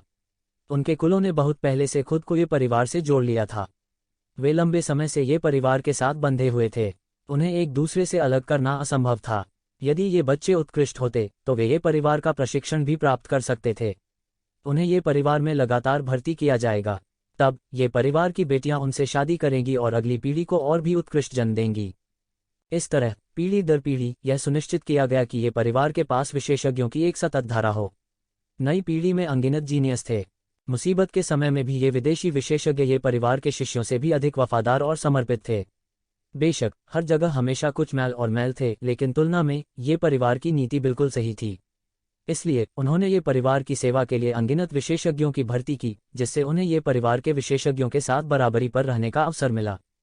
यहाँ तक उन परिवारों और बलों को जो ये परिवार से जुड़े थे, हालांकि वे ये परिवार से नहीं थे। कई वर्षों तक ये परिवार के साथ अंतर्जातीय विवाह का परिणाम यह था कि उनके शरीर में कमोबेश ये परिवार का खून था। ये परिवार ने इन परिधीय शक्तियों के साथ मिलकर एक बहुत बड़ी रुचि श्रृंखला और समूह का गठन किया। हालांकि एक शिवेन लंबे समय से यहाँ नहीं थी, फिर भी वह इसके बारे में जानता था। जो नंबर 1 गुप्त दायरे में प्रवेश कर सकते हैं वे सभी जीनियस हैं। उदाहरण के लिए, युवा पीढ़ी के वर्तमान 5 अत्याचारी साल भर नंबर 1 गुप्त दायरे में 5 सर्वश्रेष्ठ गुप्त स्थानों पर कब्जा कर लेते हैं। ओल्ड ये ने कहा, उनके सिवा सबका गुप्त लोक निश्चित नहीं है, क्योंकि जिस गुप्त लोक में तुम हो वह कभी भी छीना जा सकता है। नंबर 1 गुप्त दायरे में इसकी अनुमति है। नंबर 1 गुप्त दायरे में ताकत सबसे मजबूत होती है। ओल्ड ये ने येज़िवेन को देखते हुए कहा। येज़िवेन थोड़ा चौंका। येज़िवेन कुछ अवाक रह गई। यह उसकी कल्पना से कहीं अधिक क्रूर था। यह पता चला कि गुप्त क्षेत्र निश्चित नहीं था। किसी को किसी भी प्रकार के गुप्त क्षेत्र के लिए प्रतिस्पर्धा करनी पड़ती थी। जिसकी ताकत जितनी मजबूत होगी वह उतना ही बेहतर गुप्त क्षेत्र को जब्त कर सकेगा। इस तरह व्यक्ति की साधना भी तेज होगी। साथ ही निश्चित रूप से बहुत से लोग आपके गुप्त क्षेत्र का लालच करेंगे, जो आपको दूसरों के द्वारा आगे बढ़ने से बचने के लिए सख्त रूप से खेती करने के लिए मजबूर करेगा। यदि आप दूसरों से आगे निकल गए तो आपका गुप्त क्षेत्र किसी और का हो जाएगा। उस समय आपके पास हजारों कारण होते हुए भी वह बेकार होगा। ऐसा इसलिए है क्योंकि आपके पास पर्याप्त ताकत नहीं है। जैसा कि ओल्ड ये ने कहा, यह एक ऐसी दुनिया है जहां ताकत का सम्मान किया जाता है। ओल्ड ये उस समय कार्रवाई नहीं करेंगे, है ना? येज़िवेन ने बूढ़े ये को देखते हुए कहा। नहीं, मैं कोई कार्रवाई नहीं करूंगा। सब कुछ तुम पर निर्भर है। मैं केवल आपकी साधना का मार्गदर्शन करने के लिए जिम्मेदार हूं। ओल्ड ये ने कहा। येज़िवेन ने सिर हिलाया। निश्चित रूप से ये परिवार में हर जगह प्रतिस्पर्धा है। मूल रूप से उन्होंने जो सोचा था उससे कहीं अधिक तीव्र है। रहस्यमय दायरे में भी ऐसा ही था। यह तब से पूरी तरह से अलग था जब वह कानून प्रवर्तन स्वर्गीय जेल में था। हालांकि कानून प्रवर्तन स्वर्गीय जेल हर जगह खतरनाक था, यह प्रतिस्पर्धा से बिल्कुल अलग भावना थी। लेकिन चिंता मत करो, तुम्हारे पास 1 साल का समय है। आपको एक नवागंतुक माना जाता है, इसलिए इस वर्ष के भीतर वे आपके साथ परेशानी नहीं कर पाएंगे। हालांकि 1 साल बाद बड़ी संख्या में लोग आपके साथ परेशानी का पता लगाने आएंगे। बूढ़ा ये मंद मंद मुस्कुराया, क्योंकि आप मानव चरित्र गुप्त दायरे में सबसे अच्छे स्थान पर हैं। मानव गुप्त क्षेत्र? येज़िवेन ने पूछा। हाँ, नंबर 1 गुप्त क्षेत्र में हालांकि कई गुप्त क्षेत्र हैं। सामान्य तौर पर उन्हें 3 प्रकारों में विभाजित किया जाता है: स्वर्ग, पृथ्वी और मानव। उनमें से मानव चरित्र गुप्त क्षेत्र में नीचे के कई स्वामी हैं। आकाशीय क्षेत्र? पृथ्वी चरित्र गुप्त दायरे में यह वास्तविक दिव्य क्षेत्र के स्वामी के कब्जे वाला क्षेत्र है। और स्वर्ग के चरित्र गुप्त दायरे में यह दिव्य क्षेत्र के स्वामी के बीच बेहद मजबूत लोगों के कब्जे वाला गुप्त क्षेत्र है। वर्तमान में ये परिवार की युवा पीढ़ी के बीच केवल 5 हेगमन स्वर्ग चरित्र गुप्त दायरे में अंतिम 5 गुप्त स्थानों पर कब्जा कर लेते हैं। दूसरों के लिए कोई फर्क नहीं पड़ता कि वे कितने अत्याचारी हैं, वे केवल पृथ्वी चरित्र गुप्त दायरे में स्वतंत्र रूप से घूम सकते हैं। ओल्ड ये ने कहा। कुछ ही शब्दों के साथ ओल्ड ये ने नंबर 1 गुप्त क्षेत्र में तीव्र प्रतिस्पर्धा को पूरी तरह से रेखांकित किया। उच्च से निम्न तक ताकत के वितरण के अनुसार यहां तक युवा पीढ़ी पर हावी होने वाले 5 हेगमन्स को भी केवल स्वर्ग चरित्र गुप्त दायरे में सबसे नीचे स्थान दिया जा सकता है। कोई कल्पना कर सकता है कि स्वर्ग चरित्र गुप्त क्षेत्र में कितने स्वामी थे, लेकिन फिर भी 5 हेगमन्स के कब्जे वाले गुप्त क्षेत्र ये परिवार के आकाओं के बीच किसी से पीछे नहीं थे। और उससे भी बुरी बात थी उसकी लोकेशन। मानव चरित्र गुप्त क्षेत्र में दिव्य क्षेत्र के नीचे शीर्ष स्वामी थे। वह ट्रांसेंडेंस दायरे के 8वें स्तर पर एक बच्चा वास्तव में सबसे अच्छे स्थान पर कब्जा कर सकता है। कोई सोच सकता है कि कितने लोग नाराज थे। यदि यह केवल उच्च अधिकारी द्वारा वितरित एक गुप्त क्षेत्र होता तो यह ठीक होता, लेकिन यह एक गुप्त क्षेत्र था जिसे छीना जा सकता था। इसने कई महत्वाकांक्षी लोगों को एक उत्कृष्ट अवसर दिया। जब तक वे ये जिवेन को हराते वे गुप्त दायरे को छीन सकते थे। सच कहूं तो अगर ये जिवेन होता तो वह इतने अच्छे अवसर को जाने नहीं देता। इन लोगों की तो बात ही छोड़ दें। अब अंत में वह समझ गया कि ओल्ड मैन ये का क्या मतलब था जब उसने कहा कि बड़ी संख्या में लोग उसके साथ परेशानी का पता लगाने आएंगे। तो ज़ेंटियन मूल रूप से उसे एक बारबेक्यू रैक पर रख रहा था जिससे अनगिनत लोग उसके बट के नीचे रहस्यमयी दायरे को घूर रहे थे। इसे कभी भी कोई पलट सकता है। उस समय वह बेघर हो सकता है और यह संभव है कि वह अपना सारा चेहरा खो दे। आपको डर रहे हैं? ओल्ड ये ने हल्के से कहा। नहीं, फिर भी मैं सब कुछ करूंगा। जो लोग मेरे गुप्त दायरे को छीनना चाहते हैं उन्हें आने दो, ये जिवेन ने मधुर स्वर में कहा। ओल्ड ये की आंखों में मुस्कान का एक संकेत था और थोड़ी प्रशंसा भी थी। ऐसा युवक विरले ही होता था। वह न तो गुलाम था और न ही दबंग, लेकिन सबसे महत्वपूर्ण बात यह थी कि वह अहंकारी भी नहीं था। मन की शांत स्थिति बनाए रखना सबसे महत्वपूर्ण था। ठीक है, तो मेरे साथ आओ। इस 1 साल के समय में तुम्हें अभी भी बहुत कुछ करना है। तुम्हारे शरीर में बहुत से छिपे हुए खतरे हैं। आपकी उम्र के लिए यह पहले से ही काफी चौंकाने वाला है। यदि आप इसी तरह जमा करना जारी रखते हैं तो हो सकता है कि आप 1000 साल से अधिक नहीं जिएं। ओल्ड ये ने कहा। ठीक है, फिर मेरे साथ आओ। इस 1 साल में आपको अभी बहुत कुछ करना है। ये जिवेन ने सिर हिलाया। वह यह भी समझ गया कि ओल्ड ये सही था।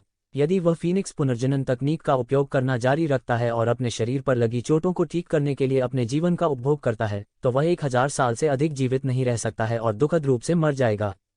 हालांकि उसके पास अभी भी हजारों साल का जीवन काल था, फिर भी वह वास्तव में इसे उड़ाव की तरह बर्बाद नहीं कर सकता था। ऐसा नहीं था कि वह अतीत में नहीं जानता था, लेकिन उसके पास कोई विकल्प नहीं था। वे खजाने जो जीवन काल को पुनर्स्थापित कर सकते थे उनमें से प्रत्येक आकाश ऊंचा था। हालांकि उनकी दौलत बेहद तेज थी, लेकिन इसका इस्तेमाल करने में भी बेहद तेज थी। वास्तव में जमा करना कठिन था। इसलिए उनके पास डेविल किंग के धन को विरासत में लेने के लिए डेविल डोमेन में जाने का विचार था। केवल इस तरह से वह अपने शरीर में छिपे खतरों को एक झटके में समाप्त कर सकता था। यदि आप एक छोटे बल में हैं तो आप केवल अपना बचाव कर सकते हैं। आपके शरीर में छिपी चोटों को ठीक करने के लिए उनके पास पर्याप्त खजाना नहीं हो सकता है। हालांकि हमारे ये परिवार में हमारे पास ऐसे पर्याप्त संसाधन हैं। बेशक ये केवल पारंपरिक संसाधन हैं। यदि इसमें कुछ कीमती खजाने शामिल हैं तो भी आपको उनके बदले अंकों का उपयोग करना होगा। जब तक आप संबंधित कार्यों को पूरा करते हैं तब तक इन चीजों को प्राप्त करना मुश्किल नहीं होता है। ओल्ड ये ने कहा। आमतौर पर लोग खेती के संसाधनों के बदले अंक अर्जित करने के लिए कार्यों को पूरा करने के लिए कड़ी मेहनत करते हैं, लेकिन आप वही नहीं हैं। ओल्ड मैन ये ने कहा। ज्यादातर लोग बदले में अंक अर्जित करने के मिशन को पूरा करने के लिए कड़ी मेहनत करते हैं। खेती के संसाधन, लेकिन आप लोग अलग हैं। ये परिवार वास्तव में आपको आवश्यक संसाधन मुफ्त में प्रदान कर सकता है, लेकिन सबसे पहले यह बहुत अधिक खपत करेगा और दूसरा यह आप लोगों के लिए एक तड़का होगा। मार्शल आर्ट साधना में आप केवल बंद दरवाजों के पीछे काम नहीं कर सकते। आपको बाहर जाना होगा और बाहरी दुनिया में हर चीज का अनुभव करना होगा। जैसा कि कहा जाता है, 10,000 किताबें पढ़ना 10,000 मील चलने जितना अच्छा नहीं है, और आपके मामले में 10,000 मील चलने के बाद आपको 10,000 किताबें पढ़नी होंगी। ये शिवेन अपने दिल में समझ गई। यह इस प्रकार निकला। ये परिवार इतने सालों से अस्तित्व में था और इसके प्रत्येक नियम और कानून हजारों परीक्षणों से गुजरे थे। यह सबसे उपयुक्त व्यवस्था थी। शायद यह कमजोरों की देखभाल करने के लिए उपयुक्त नहीं था, लेकिन मजबूत लोगों के बीच में खड़े होने के लिए यह बिल्कुल उपयुक्त था।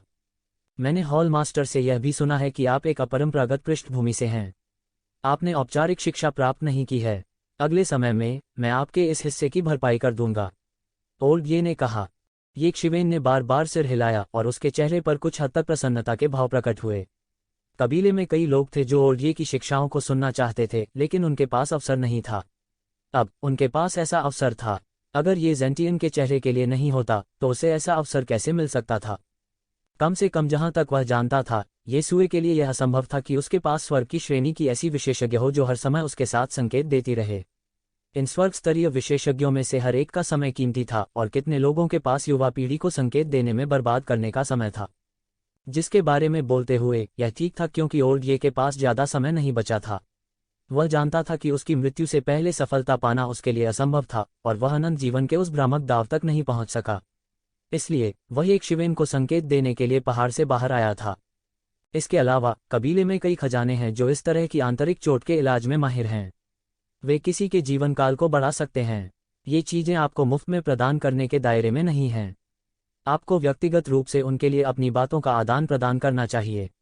आपके पास कुल क्लैन पॉइंट्स की वर्तमान राशि के साथ आप एक या दो चीजों के लिए विनिमय कर सकते हैं। लेकिन आपकी आंतरिक चोट बिल्कुल ऐसी चीज नहीं है जिसे एक या दो चीजों से ठीक किया जा सकता है, ओल्ड ये ने कहा। ये शिवेन ने चुपके से इन बातों को अपने दिल में अंकित कर लिया। ये चीजें भविष्य में एक दिन काम आएंगी। जब उन दोनों ने बात की तो ओल्ड ये ने उन्हें गुप्त क्षेत्र नंबर 1 के बारे में कुछ बातें बताईं। वे दोनों पहले ही गुप्त क्षेत्र संख्या 1 में आ चुके थे। हालांकि इसे गुप्त क्षेत्र नंबर 1 कहा जाता था, वास्तव में ओल्ड ये के अनुसार यह गुप्त क्षेत्र नंबर 1 वास्तव में अनगिनत गुप्त स्थानों के संयोजन से बना था। ये कबीले का सबसे बड़ा और सबसे मौलिक गुप्त क्षेत्र था। इसे 3 भागों में बांटा गया था, स्वर्ग, पृथ्वी और मानव। और ये जिवेन ने जो गुप्त क्षेत्र प्राप्त किया था वह मानव गुप्त स्थानों में पहले स्थान पर था। यह मानव गुप्त क्षेत्र नंबर 1 मानव गुप्त क्षेत्र था। बेशक यह आधिकारिक नाम था। वास्तव में एक गुप्त क्षेत्र का एक स्वामी होने के बाद इसे उनकी पसंद के अनुसार विभिन्न नाम दिए जाएंगे, लेकिन ये महत्वपूर्ण नहीं थे। ये जिवेन समझ गए थे कि इस गुप्त क्षेत्र का बेहतर वातावरण केवल कारकों में से एक था। भयंकर प्रतिस्पर्धा गुप्त क्षेत्र नंबर 1 में तेजी से प्रगति का मूल कारण थी। ओल्ड ये और ये जिवेन एक विशाल अंतरिक्ष गेट के सामने पहुंचे। ओल्ड ये द्वारा प्रवेश टोकन को सत्यापित करने के बाद गार्डिंग गेल्ड की कमान के तहत स्पेस गेट धीरे धीरे खुल गया। ये शिवेन ने एक गहरी सांस ली। भविष्य में यह स्थान लंबे समय के लिए उनका स्थायी निवास बन जाएगा। यहाँ तक 5 महापुरुषों के स्तर के स्वामी भी पूरे वर्ष गुप्त क्षेत्र संख्या 1 में एक गुप्त क्षेत्र में रहेंगे। उन दोनों ने प्रकाश पर कदम रखा और गुप्त क्षेत्र संख्या 1 में प्रवेश किया। तो जिवेन और ओल्ड ये ने नंबर 1 गुप्त क्षेत्र में कदम रखा। यह नंबर 1 गुप्त क्षेत्र एक अत्यंत विशाल ब्रह्मांडीय स्थान की तरह था।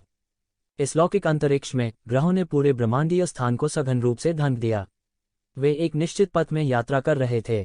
ये ग्रह रसीले और रसीले थे। उनमें से प्रत्येक उस पृथ्वी से कमतर नहीं था जिसे ये जिवेन ने अपने पिछले जीवन में देखा था। इन ग्रहों पर हर तरह का जीवन पनप रहा था। इन ग्रहों के ऊपर तैरते महाद्वीप थे। प्रत्येक महाद्वीप का दायरा 1 लाख मीटर था। ये गुप्त क्षेत्र थे जहां ये कबीले के शिष्य खेती करते थे। ये शिवेन आश्चर्य से हौंफने से खुद को रोक नहीं सकी। उन्हें नहीं पता था कि किस तरीके का इस्तेमाल किया गया था, लेकिन इन ग्रहों की आत्मा ऊर्जा लगातार इन गुप्त स्थानों में समाहित हो रही थी। एक प्रतिभा की खेती के लिए एक गुप्त क्षेत्र का समर्थन करने के लिए एक ग्रह की आत्मा ऊर्जा का उपयोग करना। ये शिवेन इतने बड़े पैमाने पर आश्चर्य से हौंफने से खुद को रोक नहीं सकी। ये कबीले की नींव उसकी कल्पना से 100 गुना या 1000 गुना अधिक गहरी थी। यदि वह बाहर की दुनिया में होता तो वह वास्तव में कभी भी ऐसे दृश्य की कल्पना नहीं कर पाता। दूर की गहराइयों में और भी बड़े पैमाने पर उजाड़ ग्रह थे जो और भी बड़े ग्रहों का समर्थन करते थे। यह बहुत शानदार है, ये जिवेन चिल्लाए बिना नहीं रह सकी। यहाँ एक दिन के लिए खेती करने में सक्षम होना बाहरी दुनिया में दर्जनों दिनों के बराबर है। बिल्कुल सही, यह भी मेरे ये कबीले की नींव में से एक है। ये कबीले के सभी प्रतिभाओं ने यहाँ खेती की है, ओल्ड ये ने कहा। बात बस इतनी है कि ज्यादातर लोगों की किस्मत आप जैसी नहीं होती। यहाँ खेती करने के लिए सभी को बड़ी कीमत चुकानी पड़ती है। हर दिन आपको जो धन चुकाना है वह खगोलीय है। कानून प्रवर्तन हॉल आपके हिस्से के लिए पहले ही भुगतान कर चुका है, इसलिए आपको निकाले जाने के बारे में चिंता करने की जरूरत नहीं है। ये जिवेन ने सिर हिलाया। हाँ, एक ने दिया और एक ने लिया। यह अपने आप में एक ऐसा मामला था जिसे संतुलित करने की आवश्यकता थी। यहाँ तक कि क्लान जैसी एक बड़ी ताकत भी जल्दी से दिवालिया हो जाएगी अगर वह लगातार शिष्यों को देती रहे। केवल कुछ शिष्यों से लगातार लेते रहने और कुछ शिष्यों को देने से ही संतुलन बना रह सकता था। निरंतर संचय बल के दीर्घकालिक विकास की कुंजी थी। केवल लेने या केवल देने से ऐसा संतुलन टूट जाता है। साथ ही यह भी देखा जा सकता था कि इस बार कानून प्रवर्तन हॉल ने उसे खेती करने के लिए एक बड़ी कीमत चुकाई थी। न केवल उन्होंने ओल्डये को व्यक्तिगत रूप से अपनी खेती का मार्गदर्शन करने के लिए कहा, उन्होंने उसके लिए नंबर 1 गुप्त क्षेत्र भी बुक किया। निश्चित रूप से यदि आप पृथ्वी गुप्त क्षेत्र में घुसने के लिए अपनी ताकत पर भरोसा कर सकते हैं, तो न केवल कानून प्रवर्तन हॉल आपको दोष नहीं देगा, बल्कि वे गुप्त क्षेत्र में आपकी खेती के लिए भुगतान करना भी जारी रखेंगे। इसलिए आपको यह भी समझना चाहिए कि यहाँ कम समय के लिए खेती करने वालों और गुप्त क्षेत्र की गुणवत्ता की परवाह नहीं करने वालों को छोड़कर यहाँ रहने वाले अधिकांश लोगों को बलों द्वारा समर्थित किया जाता है। वे सभी प्रमुख ताकतें, शाखा परिवार, ये कबीले की शाखाएं या यहाँ तक उत्कृष्ट लोग हैं जो हमारे ये कबीले द्वारा खेती की जाती हैं। यह गुप्त क्षेत्र प्रतियोगिता भी उच्च अब द्वारा मौन रूप से स्वीकृत है। ओल्डये ने कहा। येज़िवेन ने सिर हिलाया। चूंकि यह स्थान जनता के लिए मुफ्त में खुला नहीं था, इसलिए यहाँ रहने के लिए आवश्यक संसाधनों की कल्पना भी नहीं की जा सकती थी। कम से कम येज़िवेन खुद इसे अफोर्ड नहीं कर सकती थी। बेशक यदि आप एक दिन स्वर्ग गुप्त क्षेत्र में प्रवेश करने में सक्षम हैं, तो आपको व्यक्तिगत रूप से उन सभी संसाधनों के लिए भुगतान करना होगा जिनकी आपको आवश्यकता है। हालांकि अगर वह दिन वास्तव में आता है, तो अपनी क्षमता के साथ आपको आत्मनिर्भर होने में सक्षम होना चाहिए। ठीक इस समय 5 महापुरुषों की तरह वे सभी अपने स्वयं के खर्चों का भुगतान कर रहे हैं। यह लगभग ऐसा है जैसे उन्होंने अब अपना संप्रदाय स्थापित कर लिया है। उनका भविष्य असीम है। जब ओल्डये ने यह कहा तो उन्हें भी एक दुर्लभ अनुभूति हुई। 5 हिगमन्स को देखते हुए यह अतीत में खुद को देखने जैसा था। येज़िवेन निराश नहीं थी। उसके लिए पृथ्वी गुप्त क्षेत्र पहले से ही स्वर्ग क्षेत्र के विशेषज्ञों की दुनिया थी। स्वर्ग गुप्त क्षेत्र का उल्लेख नहीं करना।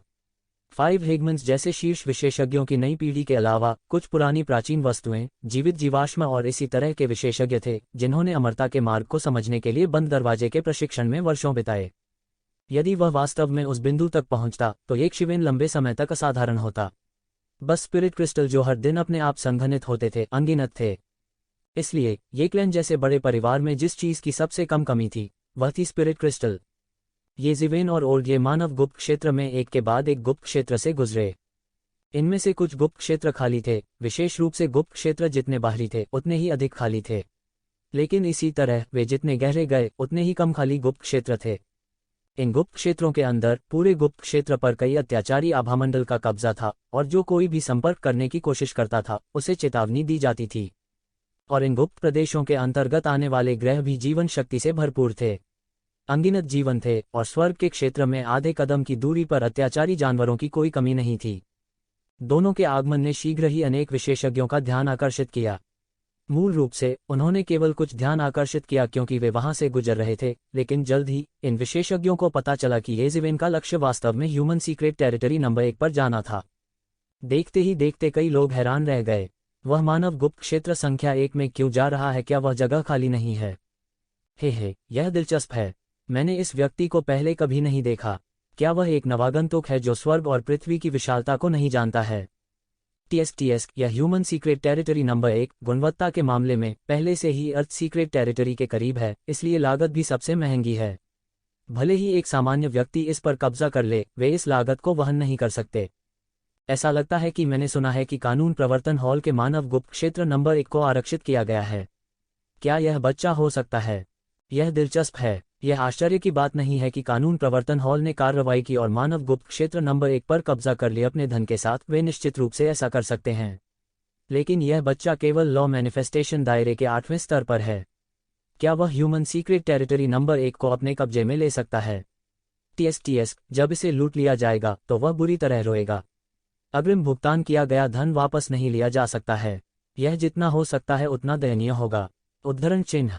बहुत से लोग देख सकते थे कि येज़िवेन कानून अभिव्यक्ति क्षेत्र के केवल 8वें स्तर पर थी। इस खेती को पहले से ही बाहरी दुनिया में युवा लोगों के बीच कुलीन माना जाता था, लेकिन यहाँ यह बहुत साधारण था और यहाँ तक कि इसे सबसे नीचे भी रखा जा सकता था।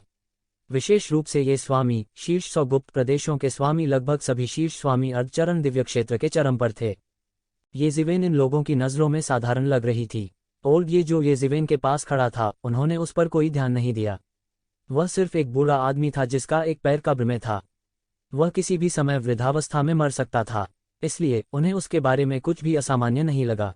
हर कोई देख सकता था कि ह्यूमन सीक्रेट टेरिटरी नंबर 1 का मालिक यह बच्चा था जो लॉ मैनिफेस्टेशन दायरे के 8वें स्तर पर था।